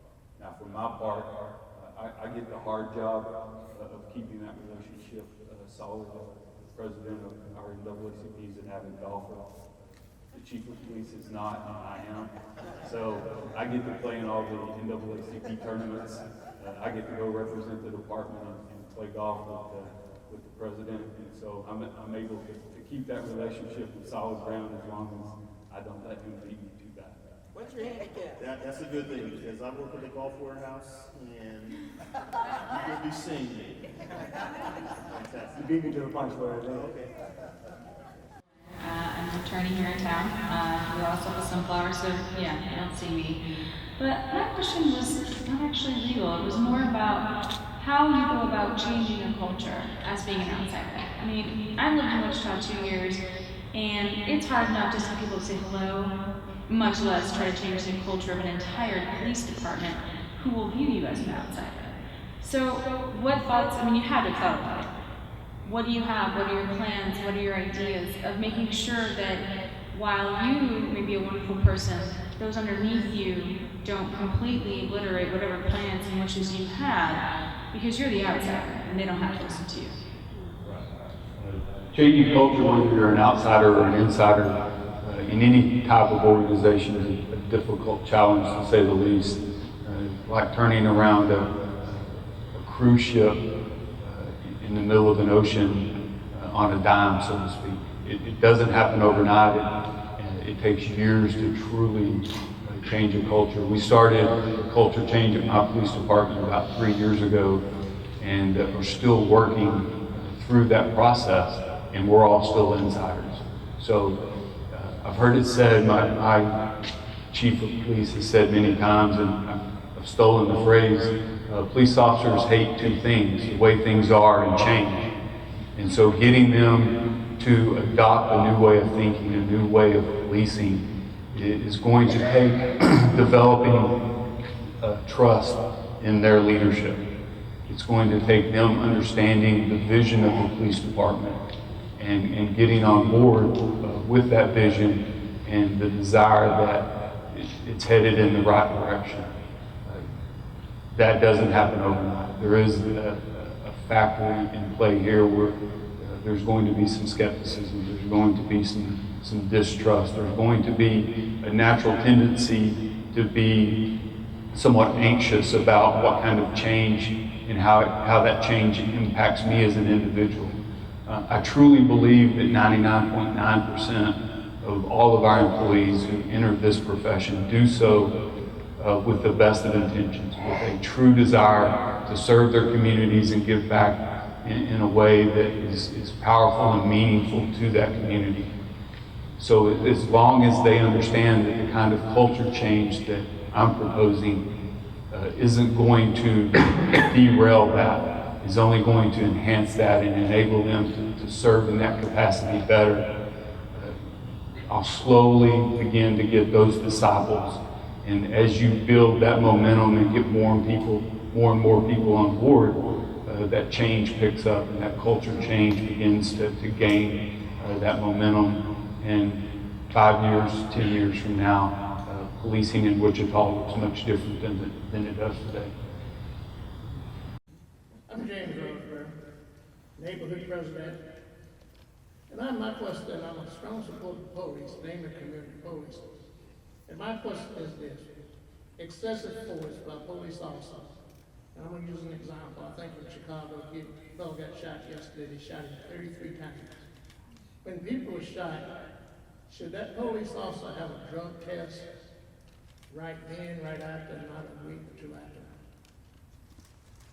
I think to answer your question without any history or understanding of issues involving this police department, no, not unless there's some evidence during that initial encounter with the officer through the investigative process that would cause the supervisor or someone involved in that investigation that maybe that police officer is not behaving correctly, is not performing their job, because there's some indicators visible, it would tend to indicate that maybe there is some intoxicant on board, and then by all means, if there's some reasonable suspicion that exists, then I think it would be an important part of the case to have and understand. But if you wait 2 or 3 days, whatever system's in the blood will wear off. It should be something that happens right away.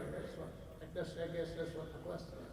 Yeah, and I think without some indicators right there at the scene that would make somebody believe that that officer is under the influence of some kind of drug, I don't know that it would be necessary to test them right now.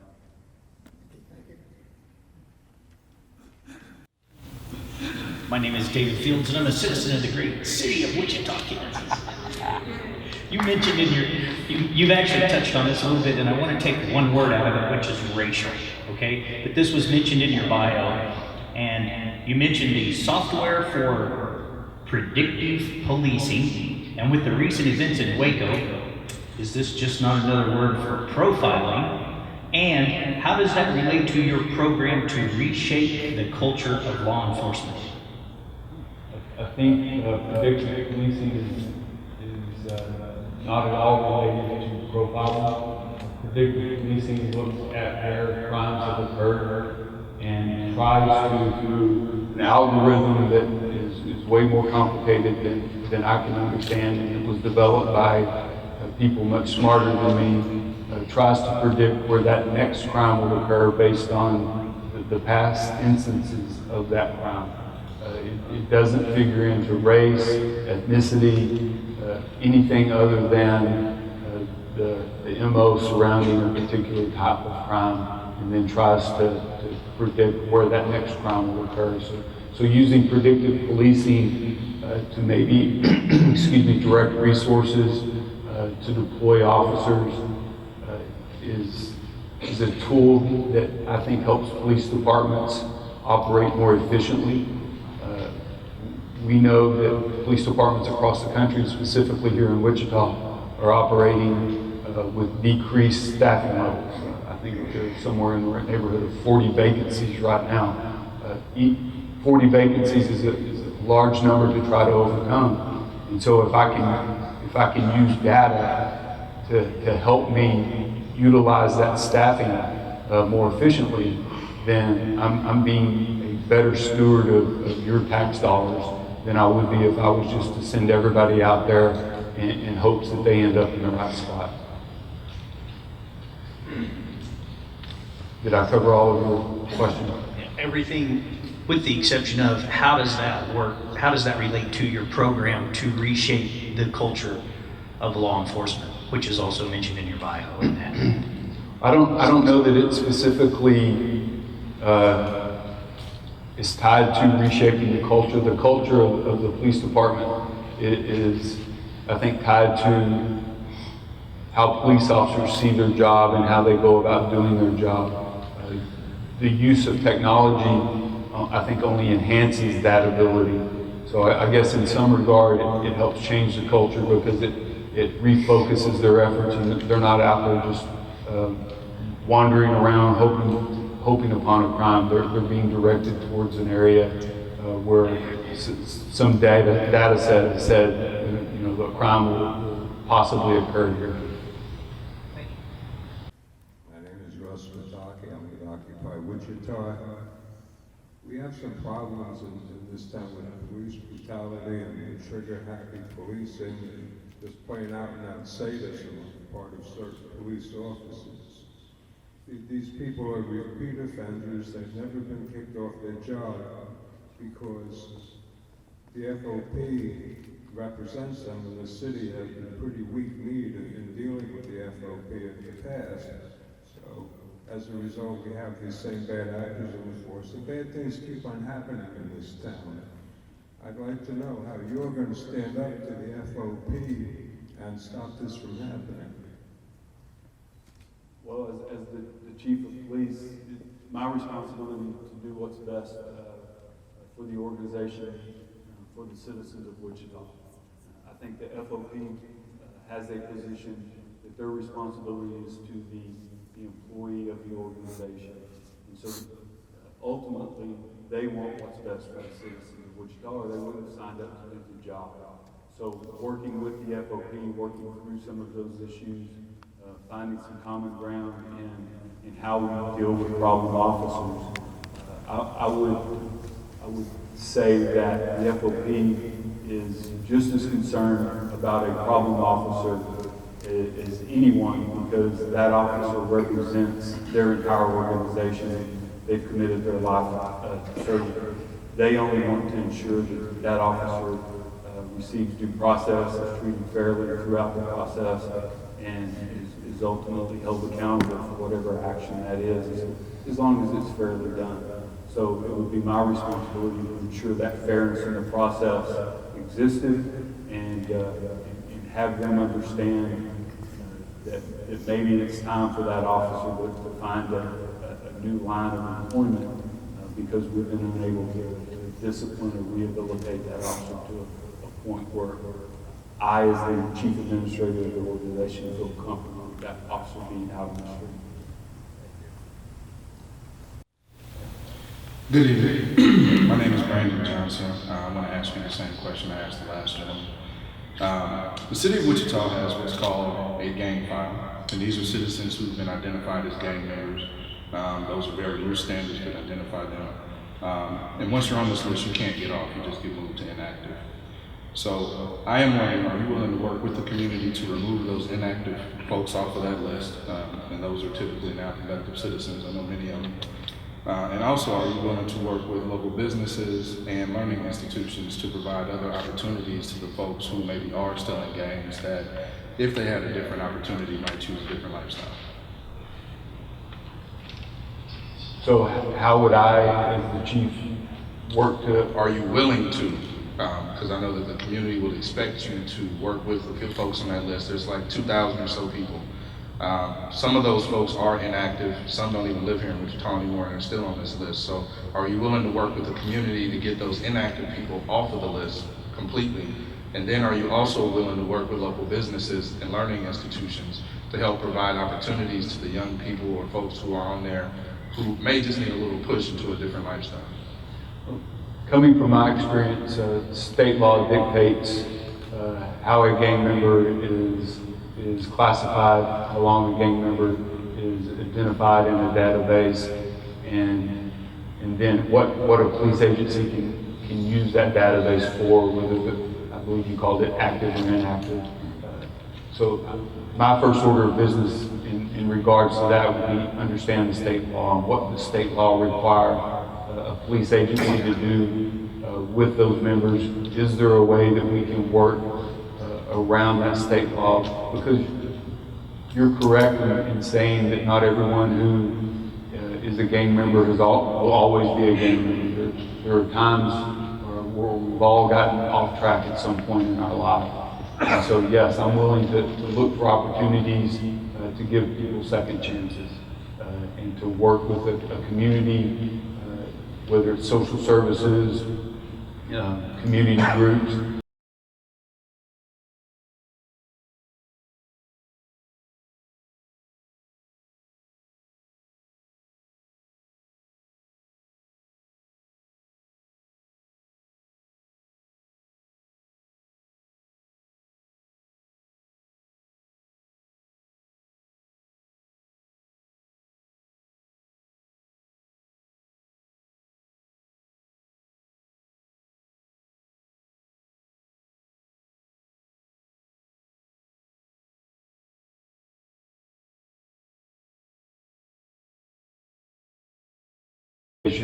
Job training, social skills, and help people get out of that trap that they've gotten themselves into.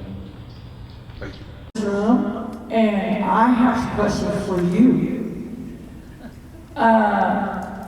I'm concerned if you become our police chief, are you going to be like other police chiefs, not willing to listen to victim voices?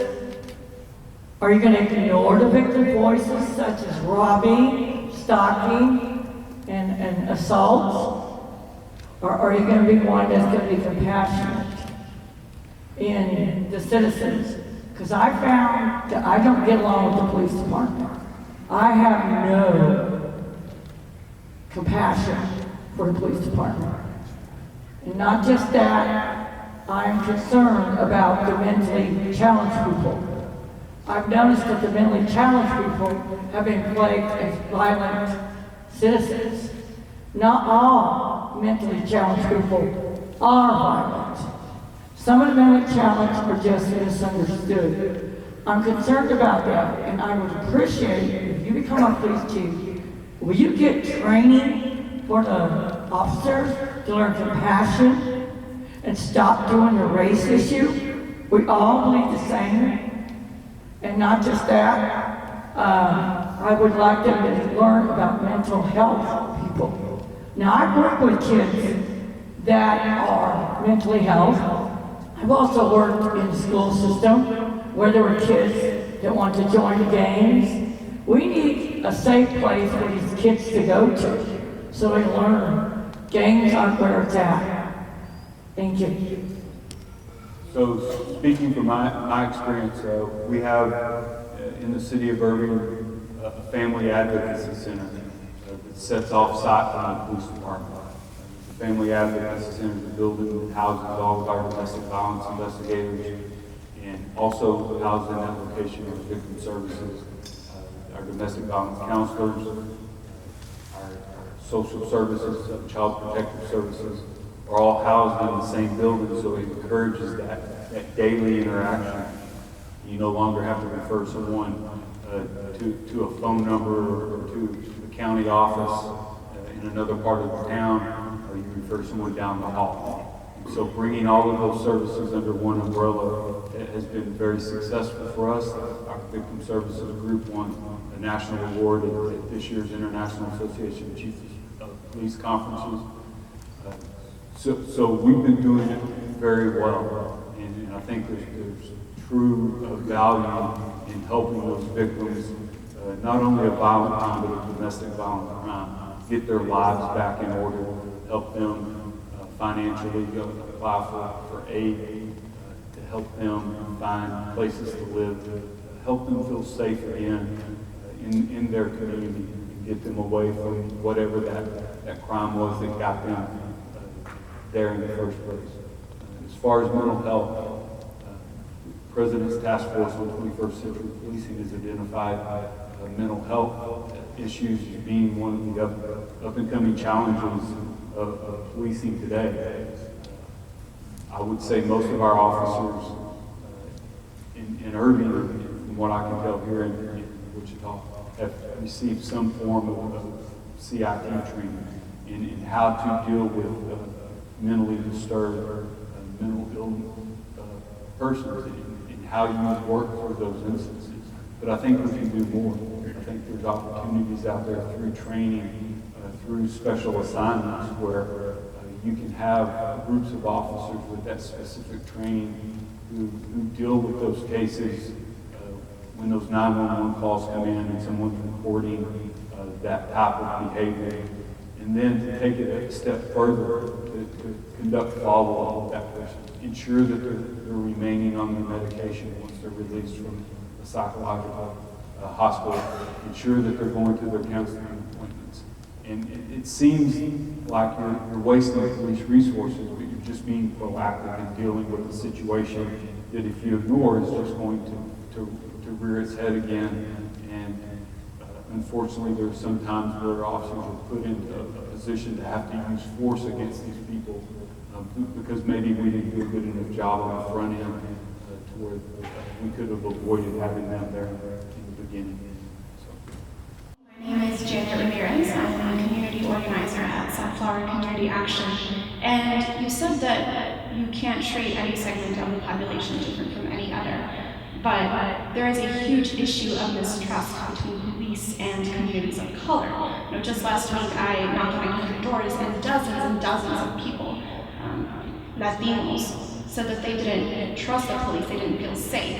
Either one, because they are not responsive to their calls, or two, because the police have a heavy presence in the neighborhood sometimes, but they don't ever interact with the community. So I want to know what you are going to do, and I like that you mentioned the word proactive. I want to know what you are going to do proactively to build the trust between these communities. I mean, would you even be willing to perhaps go out and knock on doors with me and speak to people in the community to let them know who you are and that you're there to serve them and not necessarily be an overbearing presence waiting to criminalize them? So, in my experience, we have a program in Irving called Juntos, and all of our Hispanic outreach efforts are under that umbrella. So, in a proactive sense, we go to where the Hispanic population is doing their day-to-day business. We set up information booths, we set up tables, we set up opportunities for them to interact with a police officer in a non-threatening, non-confrontational way, allow them to ask questions. We've produced videos on if you're driving and you're stopped by a police officer, here's how you should respond to that stop. Here's what the officer's ultimate goal is and what the officer's trying to accomplish, so that you bridge that gap of mistrust and a lack of understanding. You do so through citizens police academies. We do 4 in the city of Irving, 2 in English and 2 fully in Spanish, and invite our Hispanic community to come take part with that Citizens Police Academy so that they understand what a police officer's day-to-day activities are. The more familiar you become with a subject, the more trust you can have in the ultimate outcome of that interaction. So that type of exposure is the type of proactive program or proactive approach I would take in reaching out to that particular community, and not just the Hispanic community. It's going to take proactive approaches in all segments of the community because I'm the new guy in town, right? So everybody needs to get to know me and understand where I'm coming from and what my vision of the police department truly is. And it's not going to come from watching this event tonight. It's not going to come from, you know, a couple of paragraph article in the newspaper. It's not going to come from a Q&A session with a reporter. It's going to come from a sit-down opportunity where we can visit, you know, in a more personal setting and truly understand where each other is coming from. Thank you. Hi, this is James. I've been in the city for 36 years. I've also been a police chaplain for over 30 years. I have 2 quick questions. One dealing with the why, the other deals with courage. I want to know, why did you want to be a policeman, and why do you want to be police chief in Wichita, Kansas? Why did I want to be a policeman? 29 years ago when I started this journey, I think like most police officers, I probably answered that question because I wanted to help people. I saw it as an opportunity to give back to the community. I saw it as an opportunity to experience a job that's different every day, that you can leave work and at the end of the day, when you go back, it's something completely different. Certainly as a 19, 20-year-old kid, the thought of getting to drive a police car and go really fast and chase the bad guys was appealing. The 29 years of experience has matured that book on policing. The desire to help people is still there. The desire to give back to my community is still there. And so why I want to be a police chief is to continue that service. I want to lead men and women who care about their community. I want to support them. I want to give them the tools and the training and the skills necessary for them to be successful, because they do a very difficult job. And they're committed to the job that they do. And I want to be that support system that they can rely on, so that the citizens of the community can rely on them when they need it. My next question deals with courage. I plead Psalms 27 as a pastor over the Wichita Police Department and over the officers all across the country. Mainly because in that psalm, in that chapter, it speaks of having good courage. As a police chief, how would you instill good courage in our officers so they won't feel their lives are threatened. They need to pull the trigger. We hear that excuse after shootings have taken place of unarmed black men. A big black man, a little shorter officer, he feels threatened for his life. Or you got 20 yards between the officer and the man with a knife, he still feels threatened for his life because he got body armor on and he's armed. So how can we instill good courage in our officers where they would be more courageous and more patient before pulling the trigger in the crisis? As the chief of police of the organization, that starts with me. And I have to demonstrate and exemplify what good courage looks like on a day-to-day basis in how I deal with my employees and how I deal with the citizens of Wichita. That good courage then cascades down to each of those individuals that work in the department and does so when you provide them with the right skill set, you provide them with the right training, and you give them the expectation of good courage, and then you hold them accountable to fulfilling that expectation. At the end of the day, when a person is faced with that kind of threat that you described, I don't know that any of us know how we're going to respond. There's something that happens in the body that takes over, and that survival skill, that desire to live through that encounter becomes very powerful. So hopefully through policy, through training, through demonstrating that expectation of good courage, that officer's able to work through that feeling and maybe slow things down a little bit and understand it from a different perspective so that they see alternatives other than deadly force. But at the end of that encounter, if deadly force is what is required for that officer to survive that encounter, then that expectation of me and I think of anyone else in that room is for that officer to do what we've hired them and challenge them and commission them to go out and do, and that's protect our society. Yes, my name is Doug Ballard. I'm with Occupy Wichita, and excuse me, a number of years ago, of course you're not from here, in particular after the shooting by the police department of Karen Jackson, became actively involved in looking at our level as activists at police brutality. And through some of the events that we went to and everything, which is many, Trayvon Williams and Trayvon and many different events, I had, this is something you will have to face if you are the chosen one to come here. But one of the things you're going to have to undo is that I have had, as an old white activist at an event that was primarily with blacks, I've had most of the women come up to me, just knowing who I am and what I represent, tell me that under no circumstances will they call 911. How do you undo that? Quickly. I can't imagine, but that's how they feel. They will not call 911 because somebody's going to end up dead.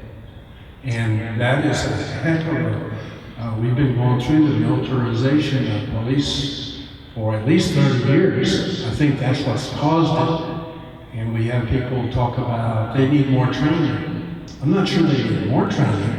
I think they need different training.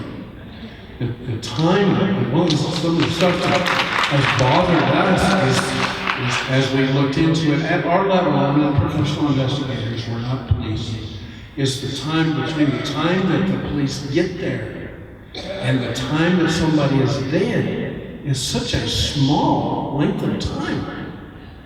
And it's, I guess, our opinion that many of those, maybe they would have, but it didn't have to happen. When you shoot somebody in 40 seconds, come on.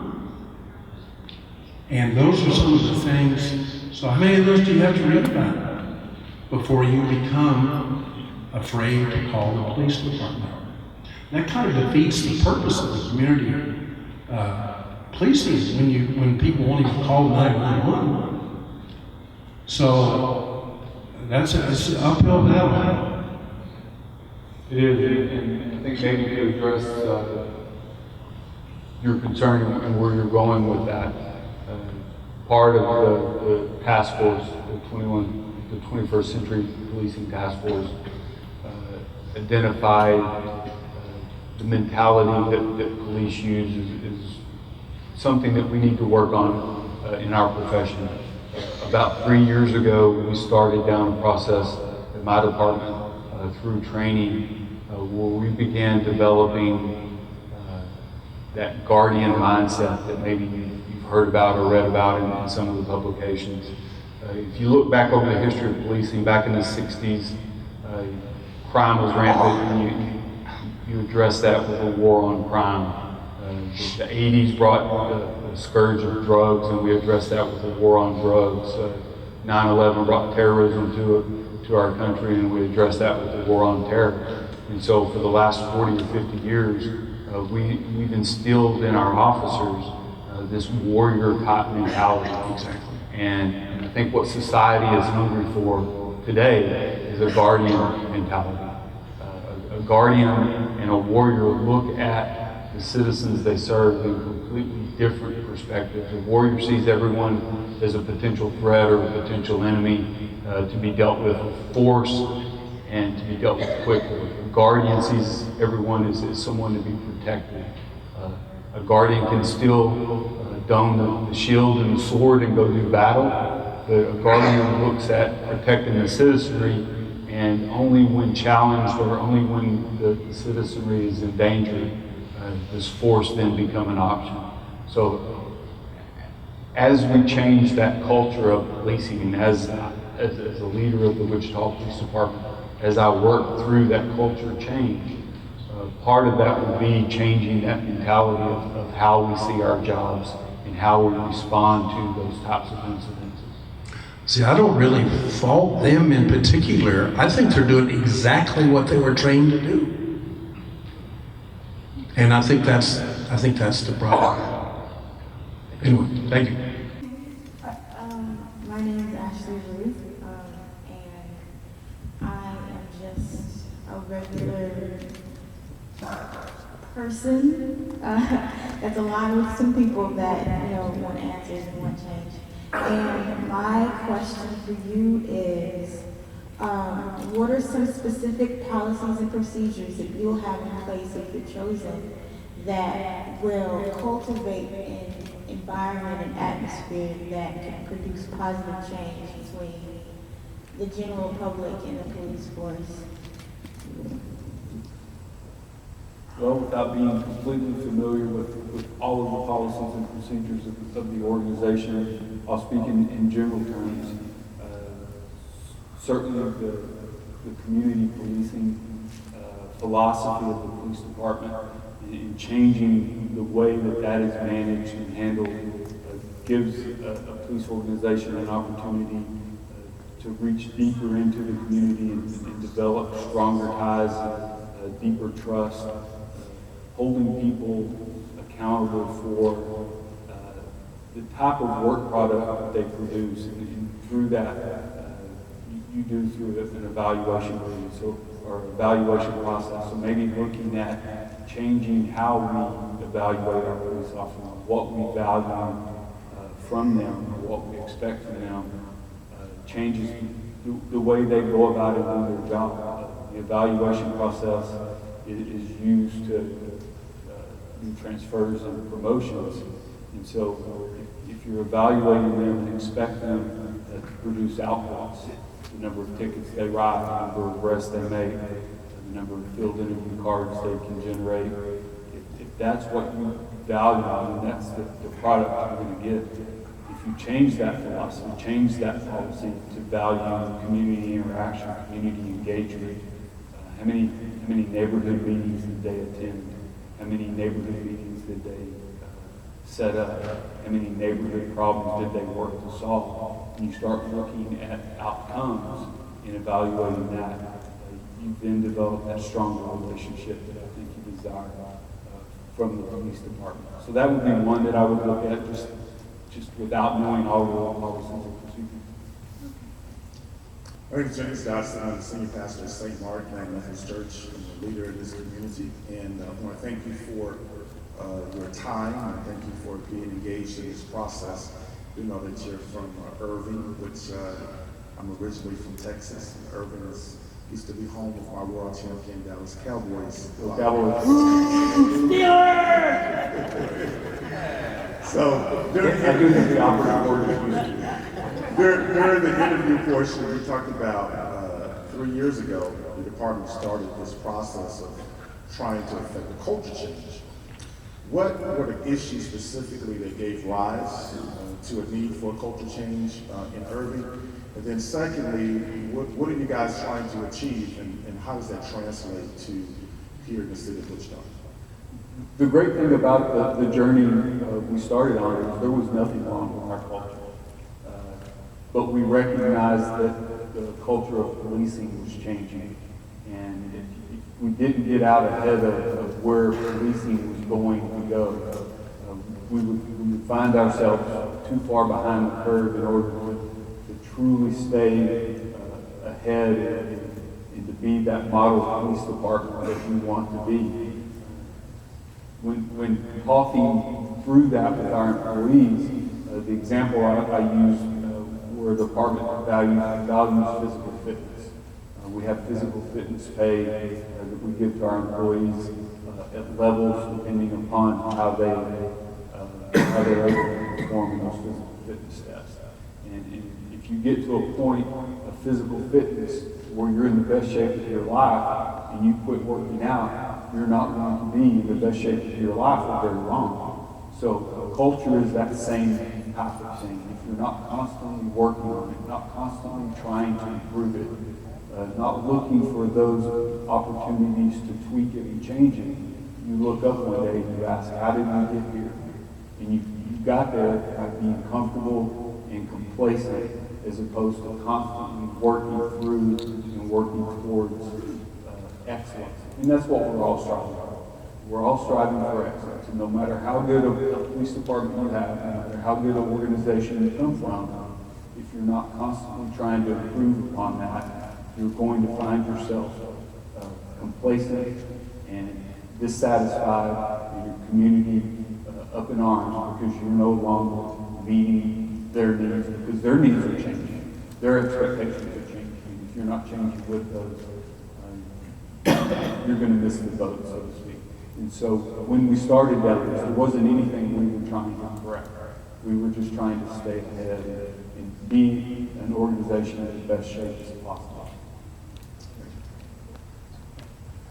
Hi, thank you. My name is Bill Anderson. I'm with Occupy Wichita, and I'd like to thank you for being here. This can't be a lot of fun to answer all these goofy questions. I have one goofy question. You talked about police culture. I'm very concerned about police culture, particularly two phrases that I hear over and over again, especially in relation to violence used when police are using force. Okay, the phrases are, "I was afraid for my life," and the second one is, "Stop resisting." I would just like to hear your observations on what I think are misuse of these phrases oftentimes. Without being able to talk to a specific incident, I think the phrases you refer to are certainly borne out through training. As we put our police officers through use of force training, defensive tactics, we teach them to give loud verbal commands so that at some point, maybe during that encounter, that clicks in the person's mind, that they can avoid what's happening if they just follow that command. Now, the other part of that. Just ask you something further on that. I'm watching guys being beat with baton, people being beat with batons, told them not to resist. You put me in a pain situation, it's natural to resist. It seems to me it gives, it's misused because it gives the officers then license to use whatever force they want to on a person, because every time they hit them, they move, and they say, but they're constantly saying, don't resist. That to me, I just have a problem with that, I'm sorry. No, that's okay. Again, that goes back to the training that we're giving So our they are officers. trained to say that. They're trained to give loud verbal commands to try to stop what resistance they are encountering. Now, are all circumstances or all uses of force justified? Are all uses of force necessary? The answer to that is no. There are opportunities for police reviews of any incident to where you look at what happened and you then come up with whether it was a violation of policy of the law or it wasn't a violation of policy of the law. And most police agencies stop at that. What we try to instill in our first line supervisors through our chain of command is we want to look beyond that. What led to that incident to begin with? What could we have done at the start of that encounter? How could we have gone about that encounter differently so we didn't end up at the point we ended up? You know, are there training, are there coaching, are there opportunities that we can take advantage of to ensure that our employees are in the best position possible not to use force, and then if they do, to use as least amount of force as possible in order to accomplish what they're trying to accomplish. Mike, you get the last question. Assistant Chief Spivey, thank you for being here tonight. And unfortunately, I have to take some issue with some things you've said, which isn't really your fault because you're not from here. But here in Wichita, use of force is always justified. I challenge anyone in this room to show me an example of use of force in this city by a Wichita police officer where that police officer was arrested. Now, I do have a question, and obviously you can account for that. But at the same time, you're telling us that, you know, an officer who shoots someone would not be required to take a drug test, you know, just right off the bat.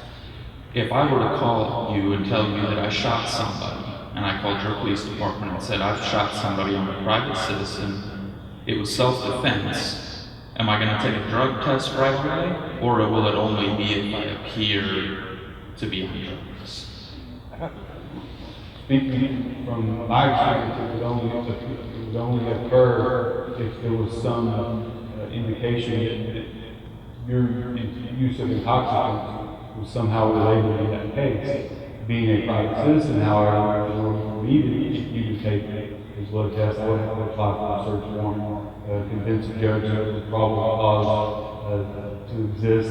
I believe that you were under the influence of some kind of intoxicant, and if that was somehow related to this criminal offense, the judge would have to approve that warrant for you to draw your blood and take that test. So I don't know that I can ever overcome that hurdle given the situation that you described. And I'd just like to add one more thing. When police here do shoot people, their blood's taken. And, you know, oftentimes those people are dead. But that information is included usually in, you know, public releases and in the DA's report. It will show us that the dead person's blood was taken and tell us what intoxicants they were on. I think we need to drug test officers because we have a major problem here with shooting. Would you be willing to budge on that and say, yes, we're going to drug test officers when they shoot somebody? Because I think everybody in this room thought that was standard. Well, I think we'd be responsible of me to say I would be willing to fudge on that without knowing some history behind what's led to this. Truly understanding the situation, the circumstances that have caused some belief that the police officer in Wichita are running around drunk or high and trying to do their job. So without some compelling evidence at this point, yeah, I'd be unwilling to budge. If somebody can bring me some kind of documentation, some kind of proof that this is a rampant problem with the police force here, I'd certainly be willing to consider that and look at how we get past that. Thank you very much. Would you please thank Jeff for giving his time this evening? I want to thank all of you for carrying it up to come out tonight. Your feedback is very important. As I said before, please fill out the comment cards. I will be reviewing those before making a final decision.